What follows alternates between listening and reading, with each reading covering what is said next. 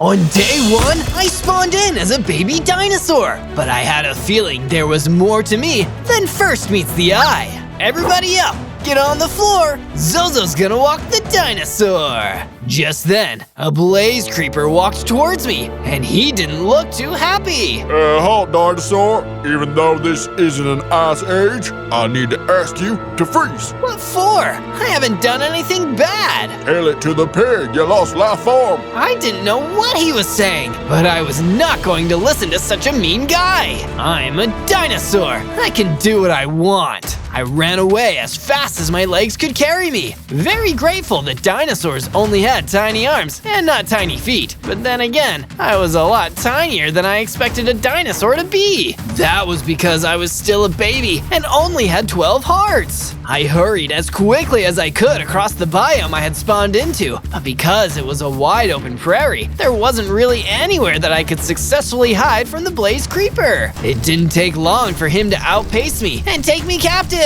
Oh no! Now I'm a baby and I'm in trouble! You better believe you're in trouble, Walnut Brain. You're now in the custody of the Epoch Police, keepers of the balance between life forms. Dinosaurs like you had your time, but in the current time period, or epoch, you're supposed to be extinct because you're out of time. You're gonna do time in our detention center. That doesn't sound fair. There's no time like the present, and I just want to enjoy it. Tell it to the pig. You already said that. Then tell him twice. On day 2, I was thrown into the Epoch Patrol prison, and they didn't even give me a harmonica to play to pass the time. I guess it wouldn't have mattered anyways. My dinosaur claws make it super hard to play guitar, let alone any instrument. Don't be a dinosaur loser for being so easy to catch. Enjoy your forever sentence in Epoch Patrol prison.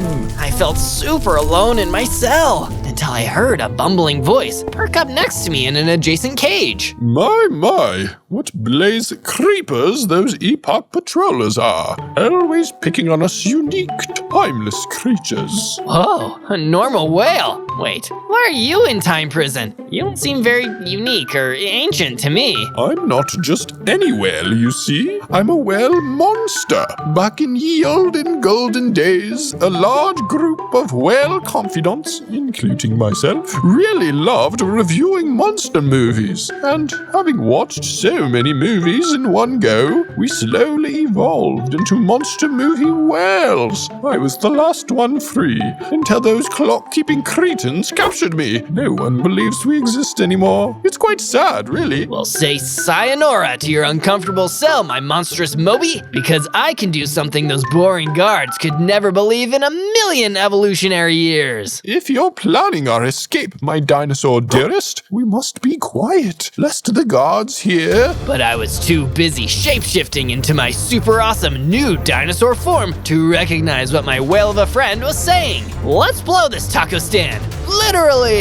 Boom! Our enclosures collapsed around us with one big explosion. All thanks to me and my new explosive dino form, Explosaurus! You're free now, Willy! Now let's dinosaur dash! On day 3, I was back in the wide open landscape of the prairie biome, a young dinosaur running wild and free. I was as hungry as a dinosaur too, and I had to find food that dinosaurs love in order to quiet my growling tummy. There were only a few trees around, and luckily they were peach trees. Peaches! Dinosaurs love peaches, or at least my personal hero King Bowser does, and he's close enough. I devoured the peaches with my big dinosaur jaws until my hunger was taken care of. That's when I noticed there was something else hanging in the tree that wasn't a peach. It looked like a cocoon of sorts, and to my surprise, it could talk. Big scary dinosaur, please don't eat me. I'm not gonna eat you, but in retrospect, I probably would have if I would have mistaken you for a peach. Oh no, I'm not a peach. I'm just a willow kakuna,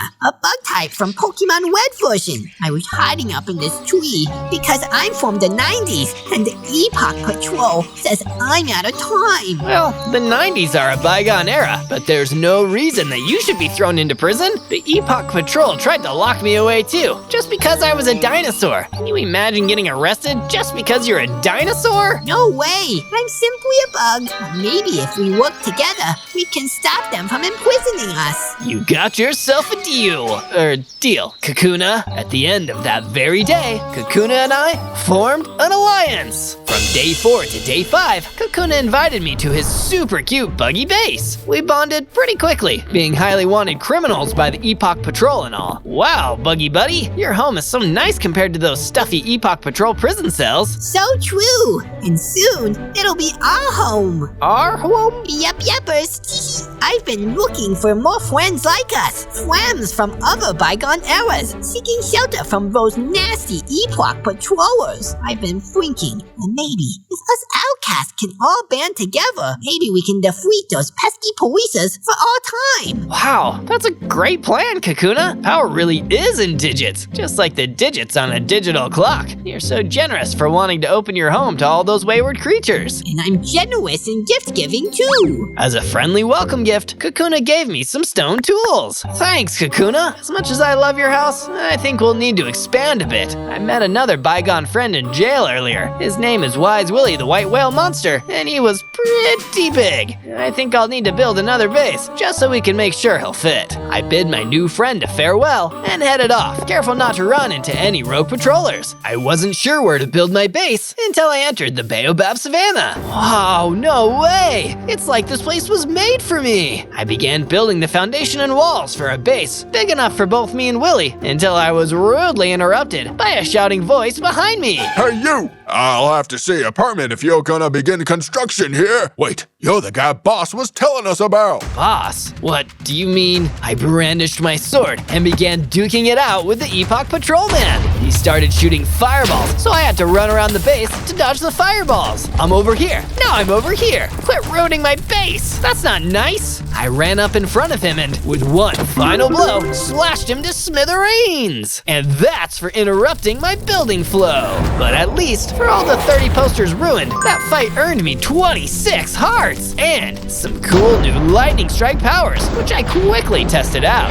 Looks like this dino's got some dynamite. Now time to take out these fires. From day 6 to day 8, it was an especially blustery day in the Baobab Savannah, where I had decided to continue building my dinosaur base. It will be big enough for both me and Willie, although for now, I built a room just for me. This wind is crazy fast. I hope it doesn't knock down any of the stuff I built. Then again, maybe I should have thought of that before I chose a swamp to raise permanent structures in. I shapeshifted into a green stone dinosaur so I could be more wind resistant to the increased weight of my materials. While I was looking out in the biome, I noticed the whale monster swimming through the air towards my base. Zozo, my good saurian friend. I was thinking of holding a bit of cinematic soiree now that I've obtained my freedom. Do you happen to have a home theater arrangement or even a flat screen we could show the movies on? Hey, Willie, I'm down for a movie night. It definitely seems to be a stay inside kind of day, what with all this wind around. Ghastly, isn't it? These stormy winds have been increasing in speed and ferocity as of late. They say it's because a titanic hurricane is coming sometime in the next 100 days that will wipe out all life forms in the overworld. Who told you that? Oh, you know, a weatherman or something. That's wild. I'd better visit my friend Kakuna and let him know the sad news. Later on, I was back in the Jacaranda forest talking to Kakuna about the possibility of this world-ending storm. Oh no, sounds to me like an extinction level event. It's probably not gonna happen though. I have a feeling it's a made-up story by the Epoch Patrol to scare us. I don't know about that. My friend Wise Willie the White Whale Monster told me that, and he's another creature out of time, just like us. Why would he believe anything the Epoch Patrol says? Zozo, don't worry. Only hurricane you need to worry about is a hurricane of hurricanwonders. Sing with me, Zozo. No, that's okay. I don't know any of the words. Is that so? Well then, I guess I'll have to figure out what else you can do. Why don't you go out to the Quag Gardens? I heard another creature out of time lives there. Another potential ally? I'm on it! From day 9 to day 10, I climbed high up on a huge red sand mountain. I'm at the top of the world! From this view, I could see the valley below me. I kept my eyes peeled for any creature that looked out of place, and especially out of time. While still at the top, I noticed something flying, a crimson mosquito. Wow-wee! Mosquitoes usually aren't that big in the modern era. I'll bet that the crimson mosquito is a creature out of time. I ran down to it and introduced myself to the crimson mosquito. You're a lost life form like me. You should totally team up with Kakuna and me. We're going to take down the Epoch Patrol together.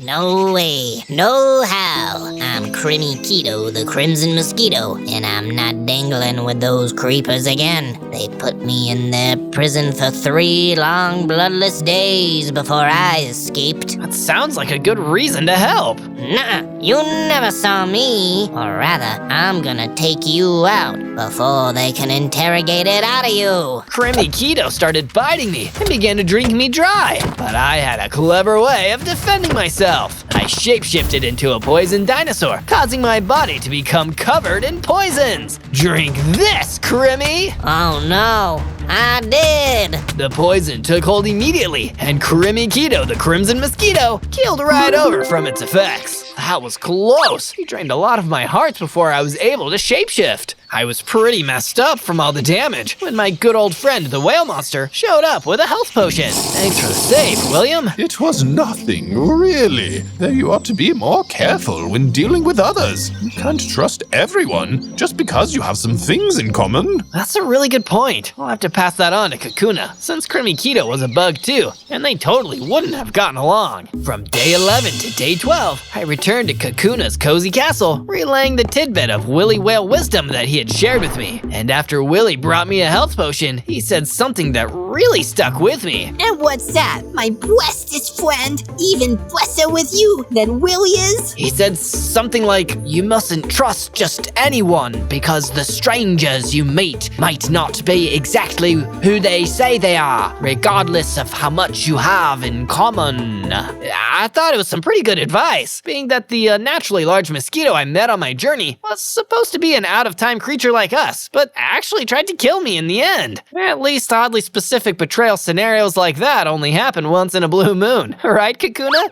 Kakuna? Instead of giving me one of his normal cutesy replies, I realized Kakuna had been staring me down intensely with his big babyish eyes. For the first time, they didn't seem so cute. I have another task for you. Task that requires no critical thinking. Kakuna ushered me out from his base, unusually fast. Because we're expecting lots more friends at our base. Friends who won't be betraying us. You should go down to the caves and acquire some iron armor pieces. In battling those pesky epochs, we'll need lots of protection. And I'm sure you'll find lots of gears there for our army. But Kakuna, And be sure to head to the oasis when you're done. The weather there is so peaceful. Surely they'll prove to you there's no upcoming storm. I headed to the caves for some iron pieces, stocking up on battle armor and crafting an iron sword and pickaxe. Maybe Kakuna was right. Maybe I was a fool for believing Willy and his whale tales about storms. Maybe... Who goes there? It's not you, Kakuna, is it? A voice echoed from deep within the cave. I took out my new iron sword, but I couldn't see where the voice was coming from. I quit the Epoch Patrol today. I myself hunt for you no longer. Promise you'll spare me when you come for the other patrollers. Your wrath is nothing to be trifled with. There, I saw him, one of the pig's henchmen. But unfortunately, he saw me. We started to duke it out head on, but as we slashed and bashed, he said something interesting.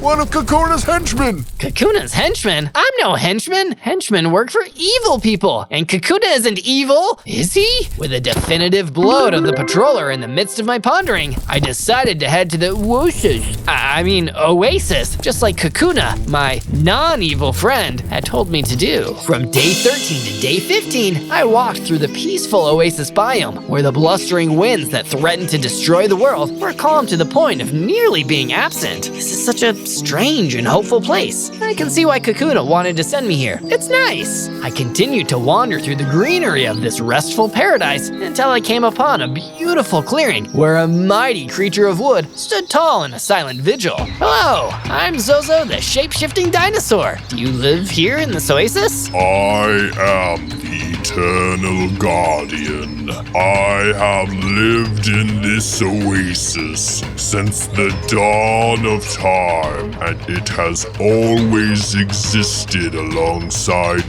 me. Sweet! For many epochs, I have watched the changing of season, and I have seen many creatures come and go extinct in their time. The great storm that is coming, I have never seen anything like it. Wait, so there is a storm coming? Kakuna told me the Epoch Patrol made it up to scare us. I assure you, the winds of change are very real. Time itself is unstable, and without proper intervention, the world itself could come to an end. Not sweet! I was puzzled by the Eternal Guardian's words, but somehow I knew there was truth in them. I had to return to Kakuna's base and warn him that the storm was more than just a story. It was the biggest problem of all time! From day 16 to day 19, I returned to warn Kakuna about the very real and very great storm on the horizon. But oddly enough, he was nowhere to be found. I headed back to my own base, the only other place I thought Kakuna might be, but instead, I ran into a lone Willy. Willy, did you happen to see a small cocooned baby cutely waddle in here while I was gone? I certainly did, Zozo, but that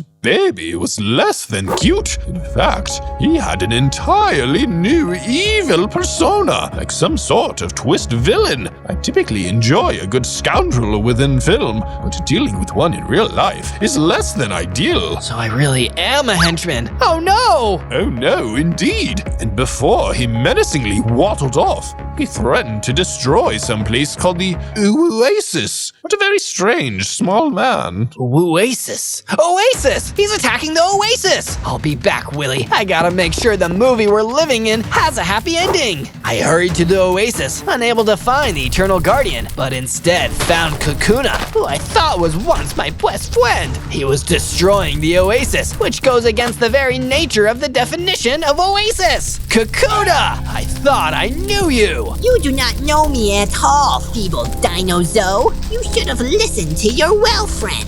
Must immediately trust everyone you meet. But you told me not to trust the guy who said I shouldn't trust everyone I meet. And you lost your baby Axwet too. Was it all a lie? I whipped out my trusty sword, but a growing wind within the Oasis made it hard to keep my grip or make any directed swings. Oh, Zozo. We may both be creatures out of time, but it seems your time has just run out. As Kakuna exploded the ground around me, I collapsed to the Oasis floor, losing consciousness. Guess they'll have to change the name of this place from the Oasis to the Oasis. From day 20 to day 22, I woke up to the sound of a howling wind through the few remaining trees of the Oasis. It seemed that Kakuna's evil meddling in time had caused the Oasis to be just as unsafe as everywhere else in the overworld. The winds of change were coming, and now the Eternal Guardian had gone somewhere unknown. Would any creature even survive to see the day that he returned? It was hard to know, and harder still to not be afraid of the whole situation. Kakuna, I trusted you! I screamed it into the wind. My buggy buddy had betrayed me, and it caused me to shapeshift into a sad dinosaur. As I walked through the now ruined Oasis, imagining the beauty it used to hold, I caught sight of White Willy, who rose from the water. Zozo, what are you doing out here? Why, this wind is as dangerous as the Wolfman, the Mummy, Frankenstein, and the creatures of the Black Lagoon all as one. And I should know, I'm quite familiar with those individual films. Willy, let's get out of here and back to my base. We braved the winds back to the Baobab Savannah, where I constructed a watery enclosure for Willy to swim freely in while he was staying at my base. Together, I just knew the two of us would survive the coming storm. All we had to do was find the Eternal Guardian and make sure Kakuna didn't cause any more damage in the meantime. From day 23 to day 26, I was feeling a bit nostalgic for Spawn Point, so I went back to the prairie for a brisk walk. While I trudged through the breezy biome, I noticed a dark figure in shadowy garments being attacked by a Phantomere dragon. Oh no, my life is at risk. Please help. I'm so afraid and stuff. Worry not, Shadow Guy. Zozo the shape-shifting dinosaur is about to shift into high gear. I turned into a mighty dragon dinosaur and matched the Phantomir with all the fury I could manage. Unfortunately, it didn't seem to be enough to win. You don't stand a chance or whatever. Just give up and leave me to my fate. No way, Jose. If anyone is gonna be the hero, it's me. You run. I'll keep this thing busy. Okay, that's cool. The shadowy fellow ran off, and I was facing down the Phantomir alone. The fight was seriously tough. Deep down, I could feel a new power ready to emerge from within me. I summoned up a dragon fireball and turned the tables on the Phantomir, destroying it in a single attack. My victory in battle gifted me a total of 35 hearts and the power to call on a dragon fireball whenever I needed it. Told you I'd shift into high gear. Wait, who am I talking to? The guy I saved ran away. From day 27 to day 31, I was still roaming the windswept prairie, but the weather got worse again. That's when I found a cluster of sturdy iron golems walking against the gale force winds. Their strength and resilience in the face of the oncoming winds of change inspired me, and I shapeshifted into an iron dinosaur to go talk to him.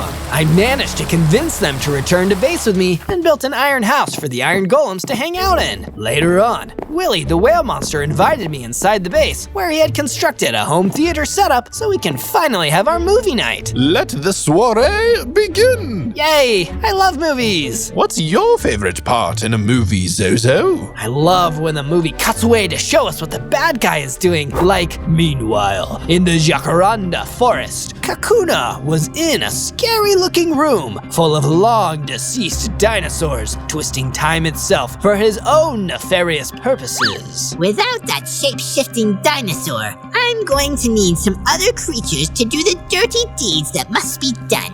I know just the creature to bring in. Come forth, baby Sable. Answering his call, the time stream produced a baby Sable, another creature out of time. Goo goo, goo goo, ga, me, baby Sable. You put on a good act, baby Sable. I know evil concealed behind innocence when I see it. Follow through with all my wicked commands, and I might let you survive what's coming. Blah, blah, goo goo. From day 32 to day 35, I made the brave decision to return to the Epoch Patrol prison, knowing it would be a tough sell to get them on my side, but I had to expose Kakuna's twist villain truth. As I approached the prison I stayed in all those days ago, full of dinostalgia, I brandished not a single weapon, letting the patrollers know I meant them no harm. The creepers tried to attack, but when I shapeshifted into a harmless dinosaur, they knew I was actually harmless for real. I need to see the pig. It's about the uncute Kakuna. They took me to their leader, Epoch Pig Troll. He looked at me from behind his desk, nodding while we met in his office. Yeah, I know about him. Kakuna. He pulled a folder from one of his filing cabinets. It had a big Kakun-fidential stamp on it and was filled to the brim with incriminating evidence. This guy's no ordinary creature out of time. In fact, he's been snatching up all you guys from across every century, moving you from your original times to the now, which is our time. You mean Kakuna brings random creatures from their own time periods to this time? Present time? Yeah, and this time he brought you, one of those creatures out of time, to our time, which is now. Wow, that's a lot of time. And a lot of time spent on trying to catch this time-shifting treacherous baby. He's not only nabbing people from the past, but sending them to the future too, which is something I gotta add to his file. One of my lower drones went out to investigate the Oasis situation. Apparently, the Eternal Guardian got the future boot. Kakuna sent him to the future. Why is he doing this? If I knew why, I'd have closed this case years ago. Now get out of my hair. If there's any breaks in the case, I'll be sure to send out one of my piglet patrollers and let you know. We have a shared enemy, Kakuna. Let that be the only beef between us. Don't you mean bacon between us? Get out. From day 36 to day 39, I remembered that there was no time like the present to cover myself in durable armor pieces in order to protect myself from harm. In order to do that, I had to go deep into the mining caves and scrounge up enough iron to forge myself an iron chestplate and some iron boots. While I was digging down in the caves, I also managed to come across a couple diamonds. Diamonds are Zozo's best friend. Which reminds me, I should go check on my non-mineral best friend White Willie the well-watched whale. I met up with Willie in the home theater room, and it seemed that he had been expecting me. Hey, Zozo! I've got a special weapon for you, so that the next time Kakuna comes calling, you'll be able to defend yourself from his twisted villainous wrath. Sweet, a new weapon! That makes me such a grateful dinosaur. Willie pulled out an emerald sword and handed it to me. This emerald sword is actually a pretty big deal as a collector's item. It was made from the set of the Emerald City in the major motion picture, The Wizard of Oz. May it grant you the power of Technicolor innovation. Thanks, Willie. I can already feel lighter while I hold this weapon. It was totally true, because the emerald sword had a built-in haste effect that made me faster. Later on, I was practicing my swordsmanship on some cacti when an unusual sort of mob showed up. Yellow, I am Zeep Zaboop. I am from the future, which makes me a creature out of time. I could tell that it was another creature out of time. Come with me, Zozo. Yeah, your name has a lot of Z's too, even though you are from the past. Never mind. Let's not unpack that. The Epoch Patrol needs your help.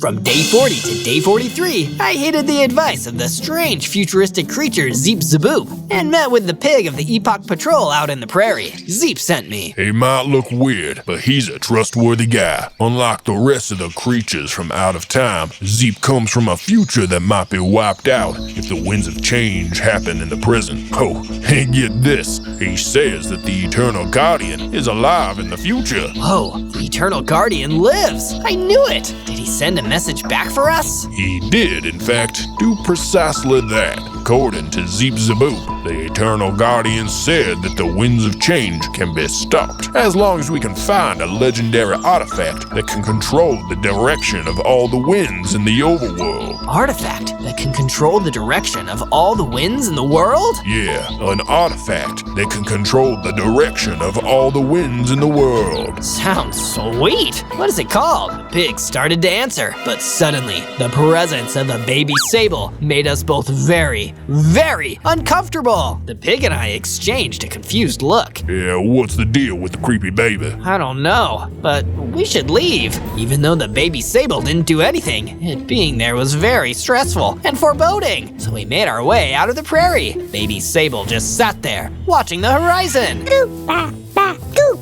From day 44 to day 49, me and the Big Bacon Boss headed back to my base, hoping we could find the legendary wind-controlling artifact to save the very fabric of time. We returned to the Iron Golems, who were reenacting movie scenes they'd probably watched with Willie in our home theater. If you kids like the Wizard of Oz so much, you should really rewatch that tornado scene. Learning Dorothy's windswept survival tactics could really prove useful to us if we don't get that artifact in time. Quit being such a Debbie Downer, Head Honcho Ham. Where's your lion-like courage? I'm not a lion, I'm a pig. And before that weird baby interrupted us, I was saying that in order for that wind bow to work, we're gonna need to make some arrows. You can't shoot something down without ammunition. Or ambition. I began to craft some arrowheads using some of Willie's cat DVDs, the ones in which he used to copy films onto in a completely legal fashion. After that, I followed the metaphorical yellow brick road to the red desert, fighting against strong winds as I walked. Man, things were really getting worse out here. Keto the Crimson Mosquito had seemed like a total square, so without him trying to kill me anymore, it gave me time to look around what was once his home.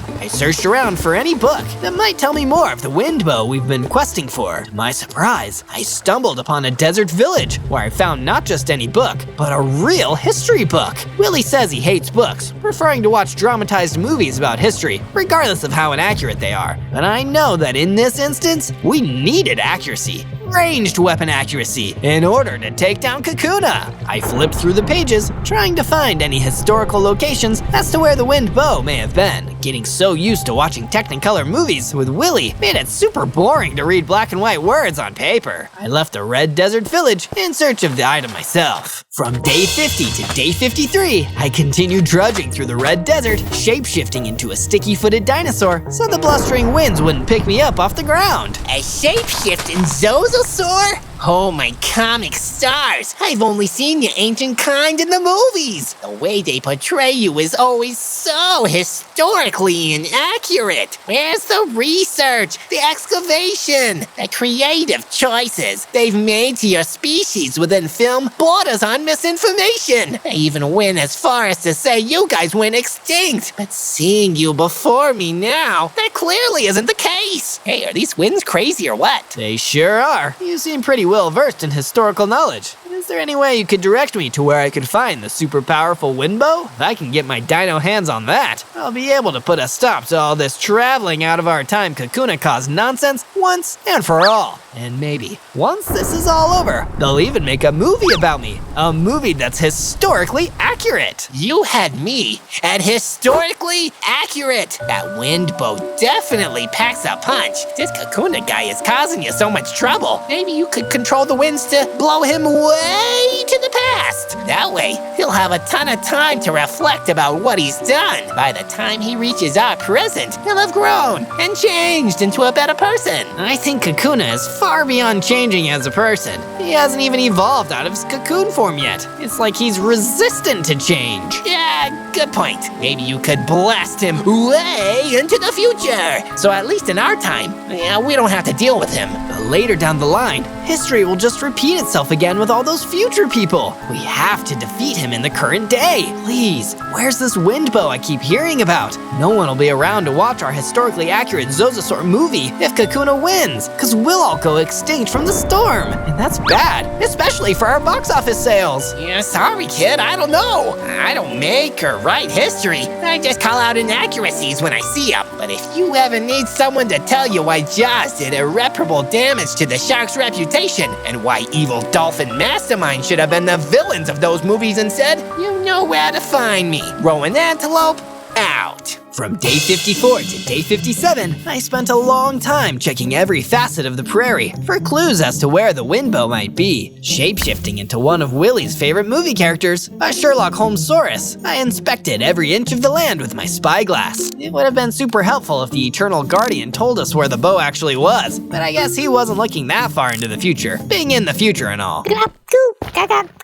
I heard a noise coming from the bushes. Disoriented and exhausted from my wind-blown walking, I thought maybe I had imagined it. Or better yet, the wind bow learned how to speak and was directing me towards where it was hiding. I inspected the bush with the spyglass and ran towards the bushes to look in it. But unfortunately, I didn't find a wind bow, just that weird baby again. And he threw me a note. You'll never figure out how to defeat me. You're no Sherlock Holmes. Ugh. With my awesome investigative skills, I was able to piece together who wrote it based on their use of oddly placed cutesy W's. Little does Kakuna know, I am Sherlock Holmes, Sherlock Holmes-saurus. I'll find that wind bow, Kakuna, and when I do, you're toast. Time toast. I looked back to the bumbling sable baby in front of me, but as I stared upon him, his cuteness began to overload me, and I started to feel physically ill. Retreating from his excess of adorableness, I continued to search the prairie high and low for anything that might leave me a clue as to where the wind bow is. Yes,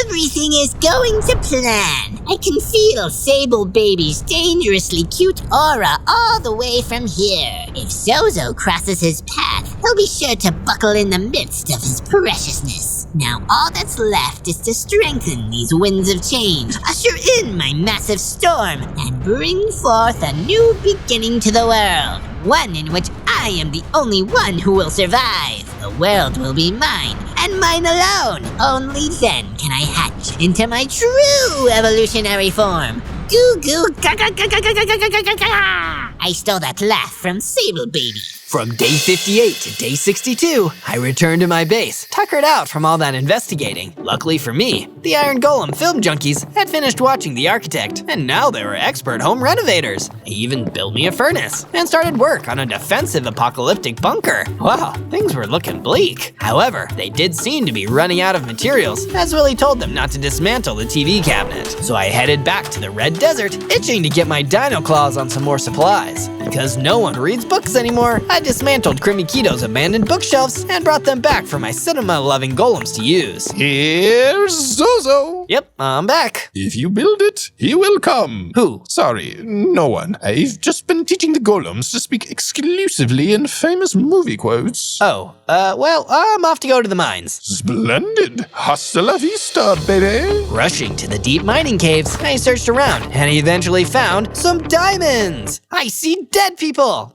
I see diamonds. Relishing in my dazzling diamond discovery, I immediately began to craft some upgraded armor and weapons. Mama always said life is like a deep mining cave. You never know what you're gonna get, but I lucked out today with diamonds. I now had a diamond helmet, diamond pickaxe, and diamond sword. From day 63 to day 66, my best friend Bacon and I pondered long and hard, completely stumped as to where our life-saving bow may be hidden. We had searched practically everywhere in the world until… Your whale friend William isn't the nicest guy in the world, kid. While you were gone, I stopped by your base, and apparently, one of your golems became a superfan of the biggest movie flops of our epoch, the Golem Father 3. Willie was so horrified that he booted him out to some place I've never heard of, called the Bad Movie Lands. Bad Movie Lands. That's the one place we haven't checked yet, Piggy. Come on, make haste. We can't let the world go to waste. We headed to the Bad Movie Lands. The weather, the worst it's ever been. I gotta be honest, Zozo. When the world ends, this is one of the places I'll be happy to see go. No wonder this place is abandoned. It's just flop after flop. Trudging through a ground covered in rotten tomatoes, we stood before a decrepit old movie theater, shuttered up with wooden boards to keep innocent folks out, or perhaps horrible movies in. We tried to pull the boards from the windows and doors. They were not coming loose. We wanted any chance of obtaining the wind bow and maybe see a terrible flick in the process. We'd have to break in first. From day 67 to day 70, I was having a cozy day back at my base, trying my best to not think about the world-ending winds that were threatening to batter in my doors and windows. I almost didn't notice when some of the knocking sounds were at my door. There's a guest outside. I wonder if they're here to watch a movie in my sweet home theater setup.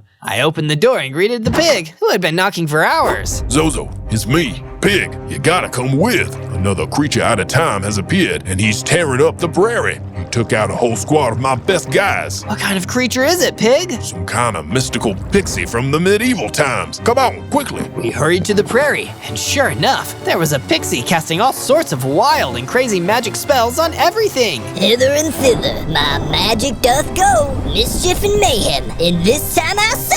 I confronted the pixie, shapeshifting into a magic poof dinosaur who was immune to magic. Ocean waves and pine tree smells. My magic spells don't even need to rhyme to work.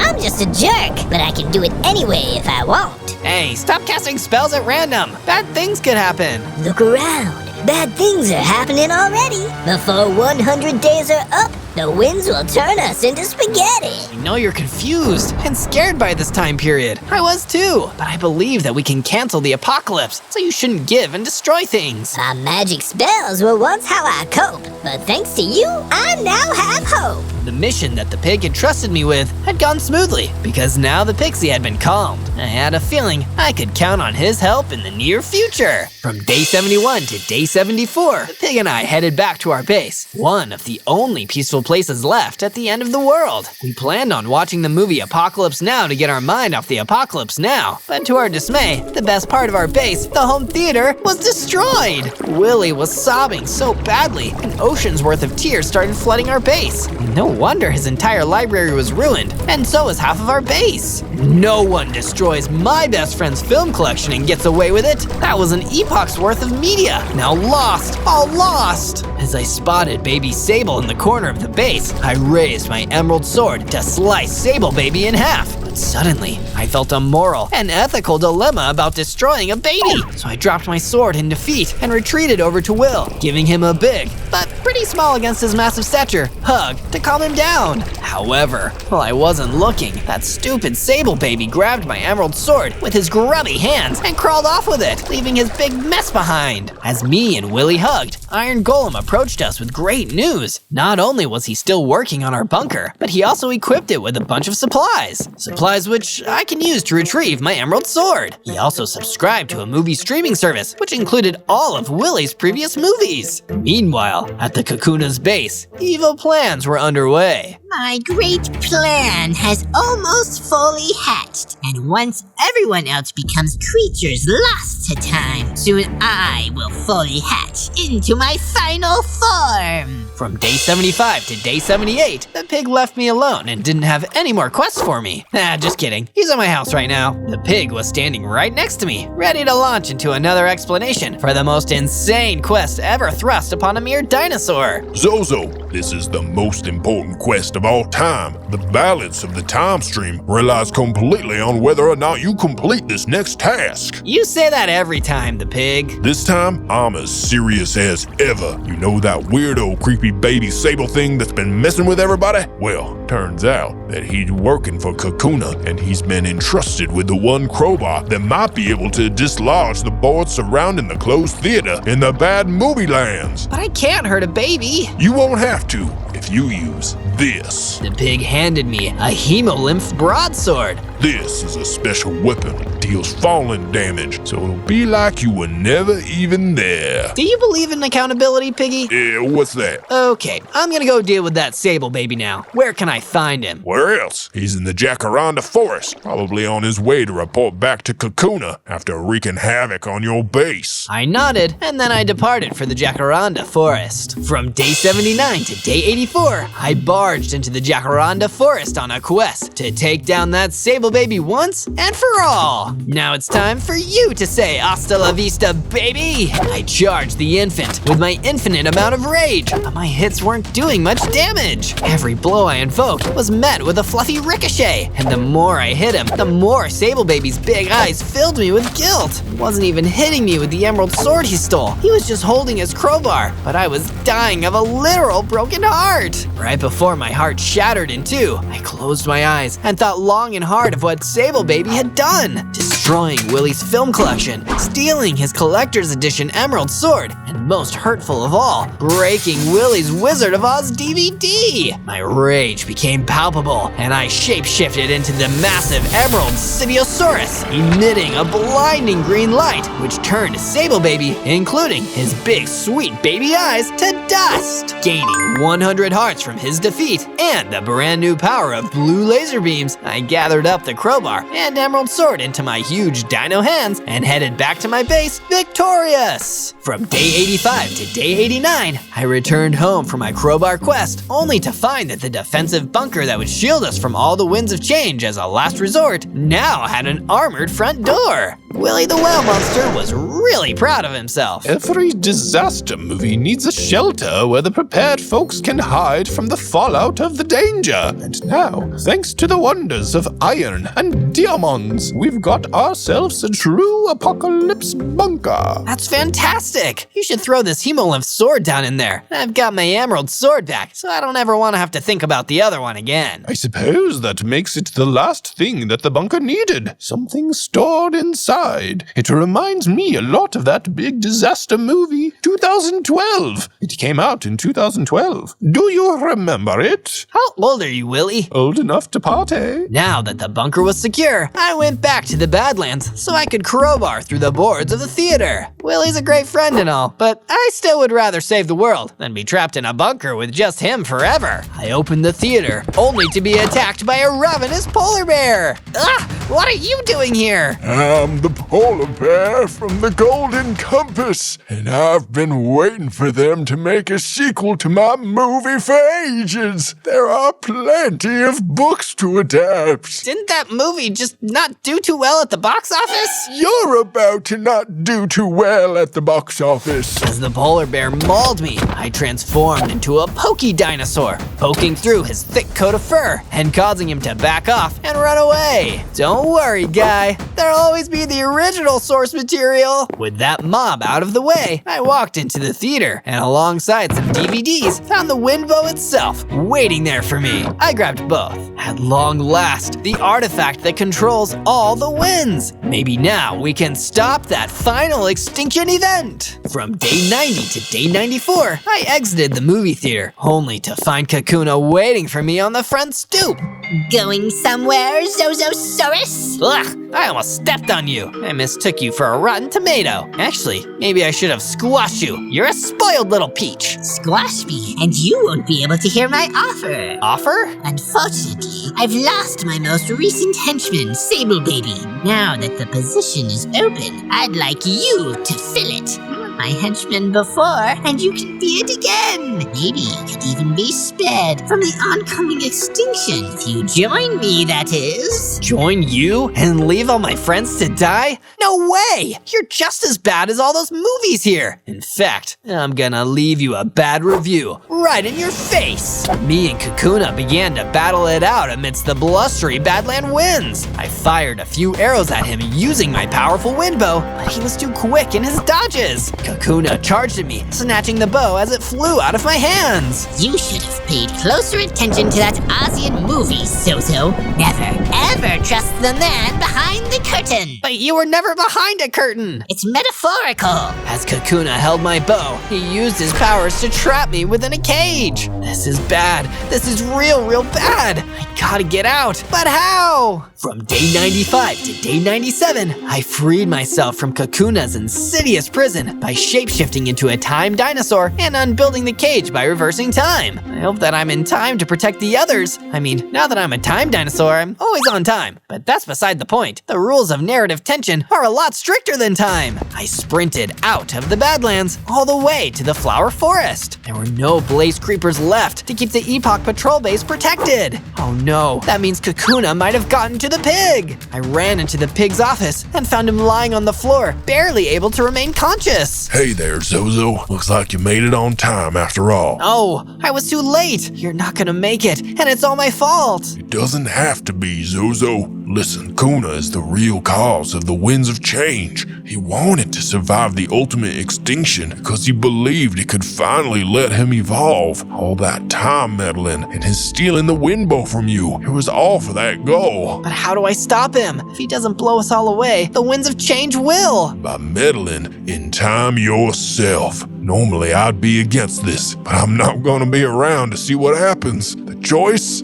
is yours. Pig, no, stay with me, Pig! He turned to dust and was gone. I couldn't believe my dinosaur eyes. Curse you, Kakuna! On day 98, I cried all the way home, only to find my entire base destroyed, including the bunker. All of the now movieless golems were gone too. I thought everyone had truly left me till I saw Willy. Cheer up, Zozo. This isn't the end yet. It isn't? No! As characters of our own stories, we write our own endings. And this story is far from over. Kakuna doesn't hold the writer's pen. We do. So come, my dear Zo. We shall take down this blasphemous baby together. Yeah, you're right. No baby is gonna write our ending. Babies can't even write. We're the masters of film, and we're in charge of the narrative. With a newfound pep in our step, I shapeshifted into the film director dinosaur, ready to take back control of our story. On day 99, I bravely ventured out into the eye of the hurricane in the Jacaranda forest, where Kakuna was hiding with the legendary wind bow in his possession. He was waiting for me, right in the place which used to be our meeting spot. Did Zozo come to see his little friend Kakuna one last time before the winds wipe out everyone? Very funny, Kakuna, but it's time to drop the baby act and the wind bow too. I fired my blue laser beam at Kakuna, but he had his own poisonous red laser beam now to counter it with. I turned into a poison dinosaur to become temporarily immune, but the laser still did a ton of damage to me. Done already, Zozo. It would be a shame if you didn't even survive until your extinction date. I'll admit, you may be strong, Kakuna, but you're not magic, and I know somebody who is. The pixie appeared out of thin air, casting spells and causing as much trouble as he could. Pumpkin bats and fish to catch? My magic spells are totally gonna kick your butt, Kakuna, and it's gonna happen sooner. Drat you, magical pixie. Take this! Kakuna blasted the pixie with his laser, causing it to fall from the air. On the ground, the pixie struggled to speak his final magic words. My last spell will take your wind bow and put it in the hands of Zozo! The pixie disappeared, but his magic did exactly what was expected and gave the wind bow to me. On day 100, Kakuna's plan hadn't even gone into action yet, and In fact, it's like it never even started. Kakuna turned to face me, cute as can be. Hello there, little friend Zozosaurus. I've seen some bad movies in my lifetime, but I'm not about to live one again. Being I've already destroyed 2 babies over the course of this adventure, a 3rd time would definitely be the charm. I pulled back my wind bow and pointed it at Kakuna, ready to end things once and for all. Any last words, Kakuna? He dropped his cutesy act. If you were a movie, I'd rate you 1 star. Firing my arrow, I defeated Kakuna once and for all, saving the world from destruction and ready to go home for myself. Finally, it was time for me to head back to the future. Nah, I'm just kidding. From the Ice Ages. On day 1, I spawned into the seasonal forest as a rad poison dinosaur. Whoa, I'm awesome and deadly. Nobody is gonna mess with me, even though I've only got 10 hearts. But that turned out to be totally wrong, because as quick as a flash, an intimidating axe-wielding pillager appeared right behind me. He didn't look intimidated by me at all. Howdy. Haven't seen you around these parts before, kid. Hey, I'm Zozo. It's nice to meet ya. Wish I could say the same. Name's Pillager Pete. The meanest, nastiest son of a gun you'll find around here. I'm gonna give you 3 seconds to run, and then I'm gonna destroy you. But why? I don't even know you. 3, 2, 1. He didn't hesitate for a second. Pillager Pete attacked, and all I could do was run for the hills. I didn't even have weapons. There was no way I could fight him. But as I ran away, I heard Pillager Pete yell. Get 'em, boys!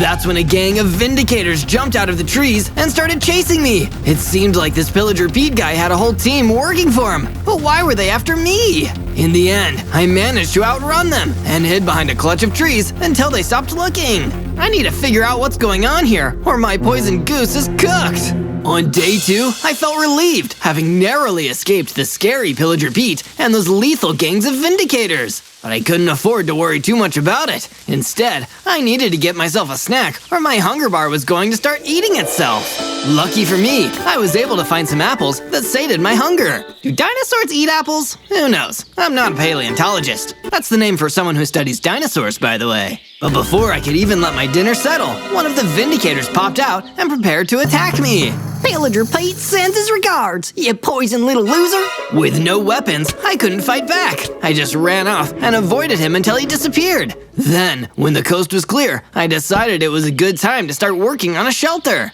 I broke down a tree and made a wooden pickaxe. Then, I mined up some stone and used it to build some better tools. A stone pickaxe and a stone sword.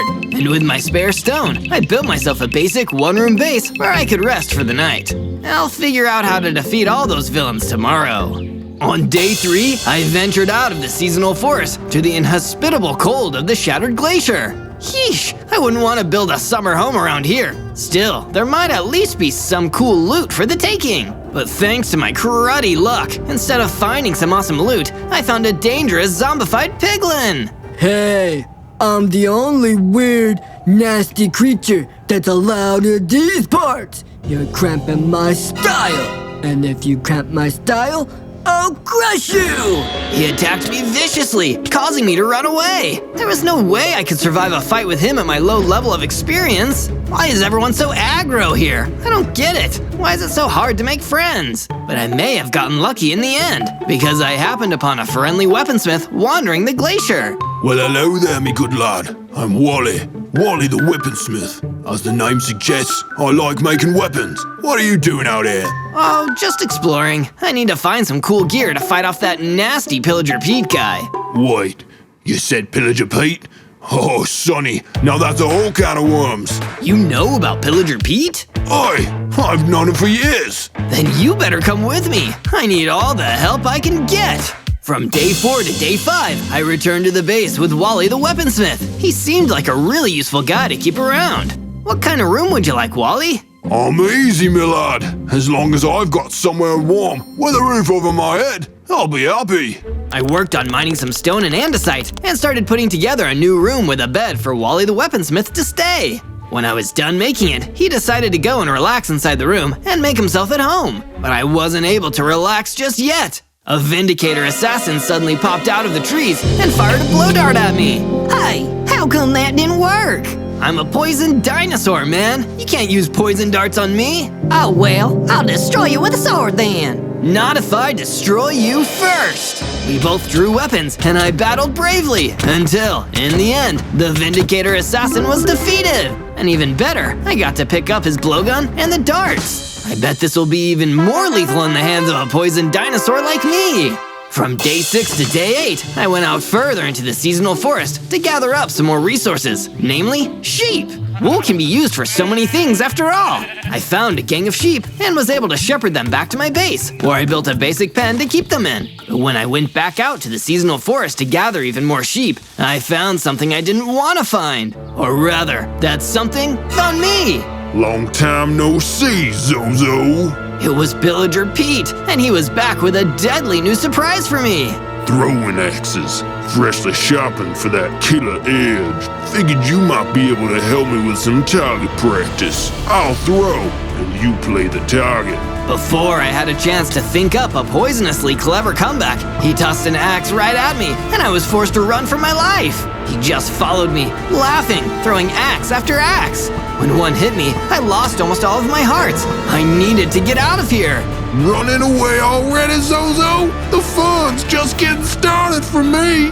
I knew I wasn't strong enough to beat him yet. Instead, I hid behind a tree and dug a hole into the ground, which I hid inside while Pillager Pete ran past me. I stayed in that hole for the rest of the day, wanting to make sure he was gone before I climbed back out and went back to my base. Jeez, what a day! From day 9 to day 10, I woke up to the weaponsmith, brimming with excitement. He had some awesome things to show me. Zozo, me boy, I wanted to thank you for giving me a place to stay in these difficult times. For starters, I made you a statue. It's a bit of a work in progress, but I think when it's done, it's gonna be amazing. Wow, thank you, Wally. I can't wait to see it. I followed him outside and saw the start of a statue that Wally had been building. It was an astounding sight to see. I couldn't tell you what it was yet, but I knew it was going to be amazing. How about you, viewer? What do you think it's gonna be? Let me know in the comments. I can't wait to see if you get it right. But it wasn't just the statue. Wally had some other good news too. Oi! Take a look around the base, Zozo. I made a training area for you to work in, and I plan to create a lot of weapons for you too. And I made a furnace to make it easier for me to forge for you. I also made a storage room to keep the weapons and resources. Wow, Wally, that's amazing! Let's build a campfire tomorrow night to celebrate! From day 11 to day 12, I stood by a campfire outside my base as the evening turned to dusk, hanging out with Wally the weaponsmith. Wally, you told me you knew something about Pillager Pete. I think now is a pretty good time for you to share that information, bud. Huh, you've got me there, lad. I suppose now is the right time to tell you. I was worried if I told you before, you'd be discouraged. Tell me, I believe I can take it. I used to be a bounty hunter. He got so good at it. In fact, he hired a loathsome gang of Vindicators to join him on his quests. But they got bored doing jobs for people. They'd take out their targets, they'd take out the people who hired them, and they'd take out anyone who they saw along the way. These days, they mostly just go after people for the challenge. They enjoy it. And I guess he thinks that the mighty poison dinosaur is a good challenge? Aye, lad. He'll hunt you down if it's the last thing he does. So you gotta make sure it is the last thing he does. So no pressure then. That's why I didn't tell you before. From day 13 to day 15, finally knowing just how dangerous my opponent was, I decided that I needed to settle some old scores and prove my worth. That's why I was making my way through the Shattered Glacier once again, ready to take on one of my earliest and deadliest enemies, the zombified piglin. I approached with my stone sword at the ready. It was time to finish this. Oink, oink! Ready to get your poison butt kicked, Dino? It's Zozo! But yes, I guess I am also a dino. It's confusing, but don't worry about it. Let's just fight! And so, we did! The zombified piglin and I duked it out, and I gave it my all, until in the end, my power and my poison were too much for him! The zombified piglin was defeated, and I had enough XP to level up, getting bigger, stronger, faster, and now having 30 whole hearts! But wait, I can feel my power growing! What is this? Boom! I fired a powerful poison blast! Oh yeah! I have a feeling that this new power is gonna be useful! From day 16 to day 19, I descended into the mining cavern I'd worked so hard to find. I'd never been so grateful to be in a deep, dark hole. Okay, iron, iron, iron, where are you? I kept searching until I found a rich vein of iron ore and used my pickaxe to dig the ore out. I collected as much of it as I could and then prepared to leave the cavern. Wait.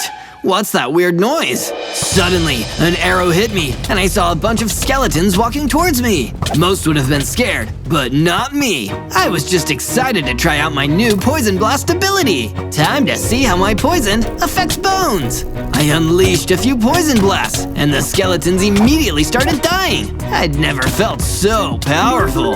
Pillager Pete is gonna be in real trouble next time we see each other. I gathered the rest of the iron and returned back. With the Skelly Boys defeated, I went back to my base and gave the iron ore over to the weaponsmith. Great work, lad! I've tempered you some fine weapons with the furnace. Take this iron sword and iron pickaxe and use them to make yourself even stronger. Thanks, Weaponsmith Wally. I can't wait. From day 20 to day 22, I woke up to the weaponsmith panicking in my bedroom. Wally, why'd you come in here? Can't you see I'm trying to get my poison dinosaur beauty sleep? No time, lad. The pillager, he's here, and he looks like he's ready to battle. You need to be ready. He's gonna destroy us all. Jeez, this is one heck of a wake-up call, Wally. I yanked myself out of my bed and ran out to meet Pillager Pete at the door. He looked every bit as well-trained and lethal as before. Well, well, well. If it ain't the toxic twerp, I'll need to teach a thing or two. I'm learning on my own, Pillager, and everything I've learned is going to make me even stronger than you. I love your confidence, kid. It's more fun to destroy someone when they think they're gonna win. Without warning, the pillager threw an axe at me, wounding me, but I couldn't afford to back down. I started attacking Wally with my iron sword, striking again and again, slowly wearing him down. In the end, I hit him with a poison blast, and that stopped him in his tracks. You dirty little snake. You're always gonna rely on your poison to win, aren't you? You little coward. You're not worth my time. I'll see you next time, Pete. And when I do, only one of us will remain. Pillager Pete disappeared in a puff of smoke, and I was left feeling the thrill of battle and the belief that I truly had it in me to defeat that diabolical pillager. From day 23 to day 26, I decided to craft a brand new weapon for myself, the Poison Sprayer. This would allow me to concentrate my most powerful poisons into an area of effect spray attack. This weapon will no doubt serve me well when Pillager Pete comes knocking. I'll show him who uses poison to win fights, nobody else but me. And if you want to show your friends more of my most epic battles, remember to search ZOZO so you can find more videos. From day 27 to day 31, I went to check on Wally the Weaponsmith and see how his work on the statue was progressing. How goes it, Wally? Hi there, Zozo. The statue has a new section complete, thanks to my craftsmanship. Wanna come see it? Sure, if you insist. The statue was now of an impressive size, and I still couldn't see what it would become. For the next part, I need some more framed glass. That could be tricky to come by in the large quantities I need, even for a weaponsmith like me. But I did hear of an abandoned mine in the Sierra Valley, which might have a vein of it. Say no more. I'm off to collect this special glass so you can make more progress on this glorious statue. I gathered my weapons and departed from the base to begin my quest for the stacks upon stacks of glass needed. Before long, I was deep in the Sierra Valley. The area was crawling with vindicators who somehow must have known I'd be searching for resources in the area. Didn't take long for some to spot me and run in. You made a big mistake, embarrassing Pillager Pete like that. He's gonna want us to destroy you slowly for what you've done. And you made an even bigger mistake telling me that. The poison sprayer should keep you creeps at bay. And it did. I defeated multiple vindicators using the poison sprayer, then used my poison blast on another couple and finished them all. From day 32 to day 35, I ventured farther into the Sierra Valley and encountered another vicious vindicator. You can't scare me away, Zozo. I'm braver than my buddies. Rather than facing it head on, I used a poison dart for my blowgun and then switched to the poison sprayer to inflict the poison status. The poison damage gradually weakened him, especially when I also used the poison blast. The combination of all this was able to finish him off quickly. This valley is more dangerous than I thought. For vindicators. Oh yeah, I'm the most dangerous thing here. That's when I saw a wandering trader traveling through the area. Traders are known for having all sorts of rare items, so immediately I started to think that I should do business with the guy. I'll bet he even has the framed glass I need for the statue. I approached the trader and asked if I could purchase any of his wares, especially if his inventory happened to include framed glass. I do have some of those, but I won't just give them away for free. Okay, already. Name your price. I need you to rescue my librarian, who has been kidnapped by the Enderman. I have a couple overdue library books in my inventory, and if the librarian is gone, I'll never be able to return them. That's it? A rescue mission? Easy peasy poison greasy. I got this. From day 36 to day 39, I traveled to the base of the Enderman, who kidnapped the local librarian. The fate of 1,000 library cards hangs in the balance. I may be the toughest poison dinosaur around, but even I support access to good reading. I looked in through one of the windows of the base and saw a cage with the librarian held captive inside. The Enderman was pacing around the room, looking all kinds of sinister. Please let me go. Running a well-stocked library is a service to the community, and I can't do it if I'm trapped in here. That's exactly the point. Without you taking care of the library, I'll be able to keep my overdue library books forever. You fiend! Other people might want to read those books. Then they can pry them from my pitch-dark, freakishly long arms. This Enderman is seriously evil, but it was a good thing that he wasn't very careful. I could see the key to the librarian's cage on the wall. I can't use an area of effect weapon like the poison sprayer because I might poison the librarian, so I'll use a bunch of blow darts on the Enderman first, then use my iron sword to end the fight up close and personal. I prepared some poison darts for the first step of my plan and proceeded to enter the structure. From day 40 to day 43, I snuck up on the Enderman and surprised him with a couple poison sprays. Who in the heck are you?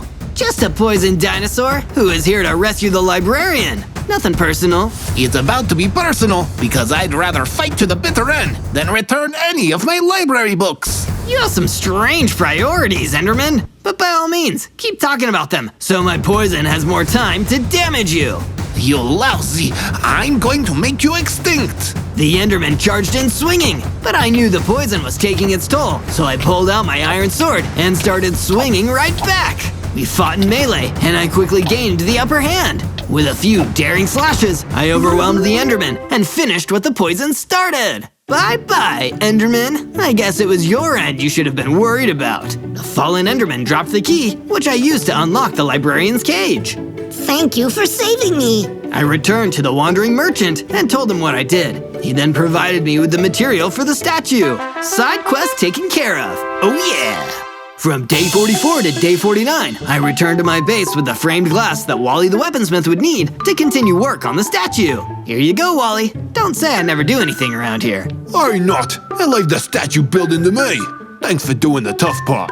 Trust me, Wally, I'm capable of a whole lot of things. And to prove what I said, I used some of my extra stone, wood, and iron to construct a perimeter wall around the entire base. The base had gotten to be quite large, so it took a while, but the wall was a lot of fun to build and would make a great defensive barrier too. Man, I worked up a real poisonous sweat getting this wall built. Now that it's done, I'd better go see if Wally has made any progress on the statue in the meantime. Back to the area where the statue was being constructed and saw that it was much closer to be completed than last time. That framed glass that I had collected really shined in the proper place. Zozo, you're staring at the statue again? It's not gonna be finished today, you know. I know, Wally. I'm just taking a break to admire it. From day 50 to day 53, the perimeter wall I just built around the base was attacked by a gang of Vindicators, and as usual, Pillager Pete was the one sending them. Tear down that wall. We've got ourselves a catch to bring in. I was sure they were talking about me, so I drew my blowgun and started to fire poison darts at them from the wall. Here I am. Did you miss me? Because my darts won't miss you. A few of the Vindicators were poisoned by my attack and climbed up the broken wall to fight me more directly. I drew my iron sword and slashed them down. Then I heard Wally crying out in the distance. Hey, unhand me. I'm not going anywhere with you by choice. Oh no, I was wrong. Wally was actually the target they were after this time. The Vindicators had surrounded him, and by the time I got over there, he'd already been kidnapped and taken away. I order half of you to stay behind and see if you can get that poison dinosaur. He's the real prize. As Pete escaped, the others tried to take me on, so I switched to my poison sprayer and hit them with all of my strongest poisons. Can't catch me, and I'll get Wally back after I whoop all of you with my poison powers. With some poison blasts, I wiped out the remaining Vindicators one by one. The experience of defeating them caused me to level up, obtaining 50 hearts and some radical poison claw attacks. From day 54 to day 57, I repaired my base and built it back better than ever, leveling up the architecture to the standards of my new, bigger, powered-up self. I'm here on my own now without Wally, but I won't be lonely for long. That guy is too handy of a weaponsmith to let him stay captured. I just need some help from one of my other friends. I went to the Sierra Valley where the wandering trader liked to hang out, and as expected, he was there. Well, if it isn't my favorite customer, what can I do for you today? Pillager Pete and his force of former bounty hunters took my weaponsmith. I'm looking for any information you might have about where their base is. Oh, I've got information. A trader keeps track of all sorts of business. Those bounty hunters operate in the far north, where they keep a prison for the most hard-to-catch targets. Back in the day, they would turn them in for money. But now the prison is more like a living trophy cabinet, a place where the creatures they capture are forced to stay forever. This has to be where they've taken Wally. You said this prison was in the north, but north is a pretty general direction. Where in the north is it? It's so far north that you'll enter the snowy tundra biome before you find it. Search around in the reaches of that place, and it won't be too much farther. Well, that's exactly what I needed to know. Thanks, wandering trader. Wait, aren't you gonna trade me something? You never named your price. Better luck next time. From day 58 to day 62, I was digging in the mines for diamonds so that I could soup up my gear for the journey north. Iron rusts, but diamonds are forever. In the depths of the cavern, I ran into a few ghasts that weren't too happy to see a poison dinosaur making moves in their territory. Too bad for them that my poison claws were so strong that I could take each one down in a single blow. Guess that's the ghast we'll see of those guys. With those nuisances out of the way, I was free to keep mining until I struck diamond. I grabbed all that I could carry and brought it to the crafting table where I fashioned some brand new diamond gear. First, a diamond pickaxe, and then a diamond sword. The journey north will be much less treacherous with these.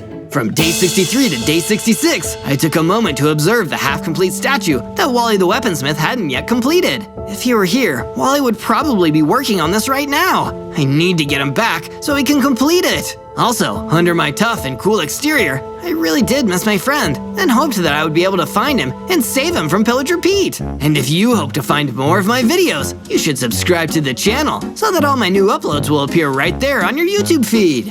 From day 67 to day 70, I had been traveling for a while before I reached the snowy tundra. This is it, the far north. I made it. Nothing is going to keep me from saving Wally. I could see the old bounty hunter prison standing tall among the slopes. It was guarded by a patrol of Vindicators, but I wouldn't let them stop me from breaking in. I fired my poison darts at the Vindicators to draw their attention towards me, inflicting the poison status condition in the process. Ah, the poison dinosaur has come all the way to the far north. Let's send him packing. I don't think so. I'm here to check in and save my friend. I drew my diamond sword and hacked and slashed straight through all the approaching Vindicators. The way forward was now totally clear for me to enter into the prison and find Wally the Weaponsmith. From day 71 to day 74, I was traversing the many treacherous floors of the bounty hunter prison. I was searching for Wally, but I couldn't see any sign of him. All of the prison cells I did see were empty, and on one of them, the bars were broken off. I wonder who was in there. The same menace who is now out here. I turned around to see a zombified piglin running towards me down the hallway. I was captured by Pillager Pete, but now I enjoy living at this prison because I get to eat all the other prisoners. You eat the prisoners? That's nasty! But you didn't need a weaponsmith, did you? No. Why? Do you know one? You know what? Forget I mentioned it. Also, take this! I poison blasted the zombified piglin. He aggressively responded with brutal melee attacks. Instead of using my diamond sword, I used my poison claws to give the zombified piglin a poison status effect and deal enough regular damage to take him out. He dropped a map that revealed the location of Wally's cell. On my way down to it, I discovered a treasure chest, which I opened. Inside was a full set of diamond armor, most likely confiscated from a former prisoner. I equipped the armor and kept on moving. From day 75 to day 78, I reached the prison cell where Wally was being held. Wally, you look like you've had better days. Zozo, never expected to see you again, but here you are to bust me out of the prison. Wally, listen, I realized something while I was on my journey to the far north. Even though people like Pillager Pete have made life difficult for me, I haven't given up on making friends. I might be strong now, but it takes real strength to let your guard down around other people. That's a really mature thing for you to say, Zozo. I appreciate it. Now let's get out of here. I mined through the bars of the prison cell with my diamond pickaxe, and the two of us went in search of the exit. Unfortunately, we were intercepted along the way by Pillager Pete. What's this? Are we gonna start a new hunt? I'm looking forward to the challenge. Not as much as I am, Pete. I'm going to defeat you. I waved Wally on and confronted Pillager Pete myself. I'd catch up with my best friend later. For now, it was payback time. I attacked with my poison claws while Pillager Pete struck with his weapon. Both of us were losing health fast, but if I could poison him, I'd be able to swing the battle in my favor, which did the trick. Ha! You're poisoned! This is my win, Pete. That's what you think. From day 79 to day 84, Pillager Pete absorbed my poison and proceeded to grow larger and much stronger. I warned you against using poison. If you introduce a sneaky tactic to the game, then it's gonna be used against you. I'll poison Pete now. Infinitely more toxic than my original form. Your status effects won't be able to bring me down now. Wait, that means you're immune to poison? That's right. I had to adapt to all kinds of strange targets during my bounty hunter days, and you've been on my list long enough for me to become your worst nightmare. Go ahead and run. I'll give you a head start because it's more fun that way. I ran away from the prison and down the snowy tundra, knowing that I couldn't beat him in my current state. I may have rescued Wally, but the poisonous Pillager Pete was still coming for me, and I needed a new plan. From day 85 to day 89, I safely returned to base after traveling for who knows how long. It seemed that Pete's head start was still in effect, so I went to Wally for some advice on how to arm myself against the former bounty hunter's new poison-immune form. Sounds like what you need is a weapon enchantment for your diamond sword. I've got you covered with this fire aspect enchantment that should enhance the damage you deal to him. I'll keep thinking while I complete my work on the statue. For now, you should use the enchantment. Thanks, Wally. I'll keep on thinking about how to win as well. This works better if we both put our heads together. I went to the anvil and applied the fire aspect enchantment to my diamond sword. Now I could inflict a burn on Pillager Pete. But I knew that alone wouldn't be enough to beat him, so I decided to go back to Wally and see if he had more ideas. I made my way back to the statue area to find it complete. An incredible statue of a poison flask. I'm more than just my poison. But putting it on display and acknowledging it really reminded me of how far I'd come in my poison dinosaur journey. Zozo, I came up with another idea. You should head back to the Sierra Valley and find the potion of power that the Enderman once hoarded to himself. You're full of great ideas, Wally. It's one of the many reasons we're friends. From day 90 to day 94, I set out for the Enderman's base and found out the Vindicators were there already. They must be looking for the potion of power. Split up and search the place. The Enderman may have outwitted us long ago, but we can still reclaim his stuff now for the boss, including the potion of power. I knew it! The Vindicators all noticed me and began to attack. But unlike their boss, these guys weren't immune to my poison. I hit them with poison blast, poison darts, and my poison sprayer until all of them were taken out. I searched through the base until I found a chest containing the fabled potion of power. I better save this for a key moment. With my enchanted sword and the potion of power in my inventory, there was only one more kind of gear I needed in order to have my showdown with Pete. Luckily, I knew exactly the man who could get me special items. From day 95 to day 97, I invited the wandering trader to my base and gave him a bunch of spare materials in exchange for the best suit of armor that he had in his inventory. Here you go, Zozo. A full set of custom netherite armor, perfectly sized for a poison dinosaur. Excellent! I'm going to try it on! I equipped the netherite armor, and now I had all the right stuff I needed to be a match for Pillager Pete in his positively perilous Poison Pete form. I'm going to put Pete in his place. Good luck out there, Zozo. You'll always be my favorite customer. On day 98, I kept all of my best gear close by as I remembered all the tough times I went through to get here. I learned so many new ways to use my poisonous power, but I also built things and made friends. Life can be really fun, even if there's a lot of difficult moments in it. And some of the most fun that we can have together is on many more adventures through the overworld. After this, search for more Zozo videos so that you can keep on having fun, and remember to leave a comment about what you want to see next. On day 99, I went back to the snowy tundra to give Pillager Pete the fight of his life. I was decked out in my netherite armor, holding my diamond sword enchanted with the fire aspect, and ready to drink the potion of power when the fight began. I'm here, Pete. Let's end this little game. Pillager Pete stepped out in his adapted form, looking as vicious as ever. You didn't want to run anymore? Instead, you came straight to me. I'll mess you up so bad, you'll wish you did run away. That's the thing, Pete. I'll never wish I ran away from this fight, because I'm not going to live my life in fear of bad people. I'm going to beat you and live the rest of it with the good people I chose to call my friends. Don't you see? There's always some new enemy out there, some new challenges to overcome. Living an easy life? That's nothing to aspire to. It's everything to aspire to, and whatever comes my way, I'll keep fighting for that easy life, by any means necessary. He charged forward and hit me, but my netherite armor reduced the damage of his hits enough that I could strike back on equal footing. I swung my fire aspect sword and dealt a lot of damage, both regular and fire. We kept on trading blows, with my powerful form and gear keeping me in the fight. Pillager Pete had hunted me across the overworld for a long time, but today, he didn't stand a chance. With my poison fireball, I destroyed him so he would never hunt down anyone again.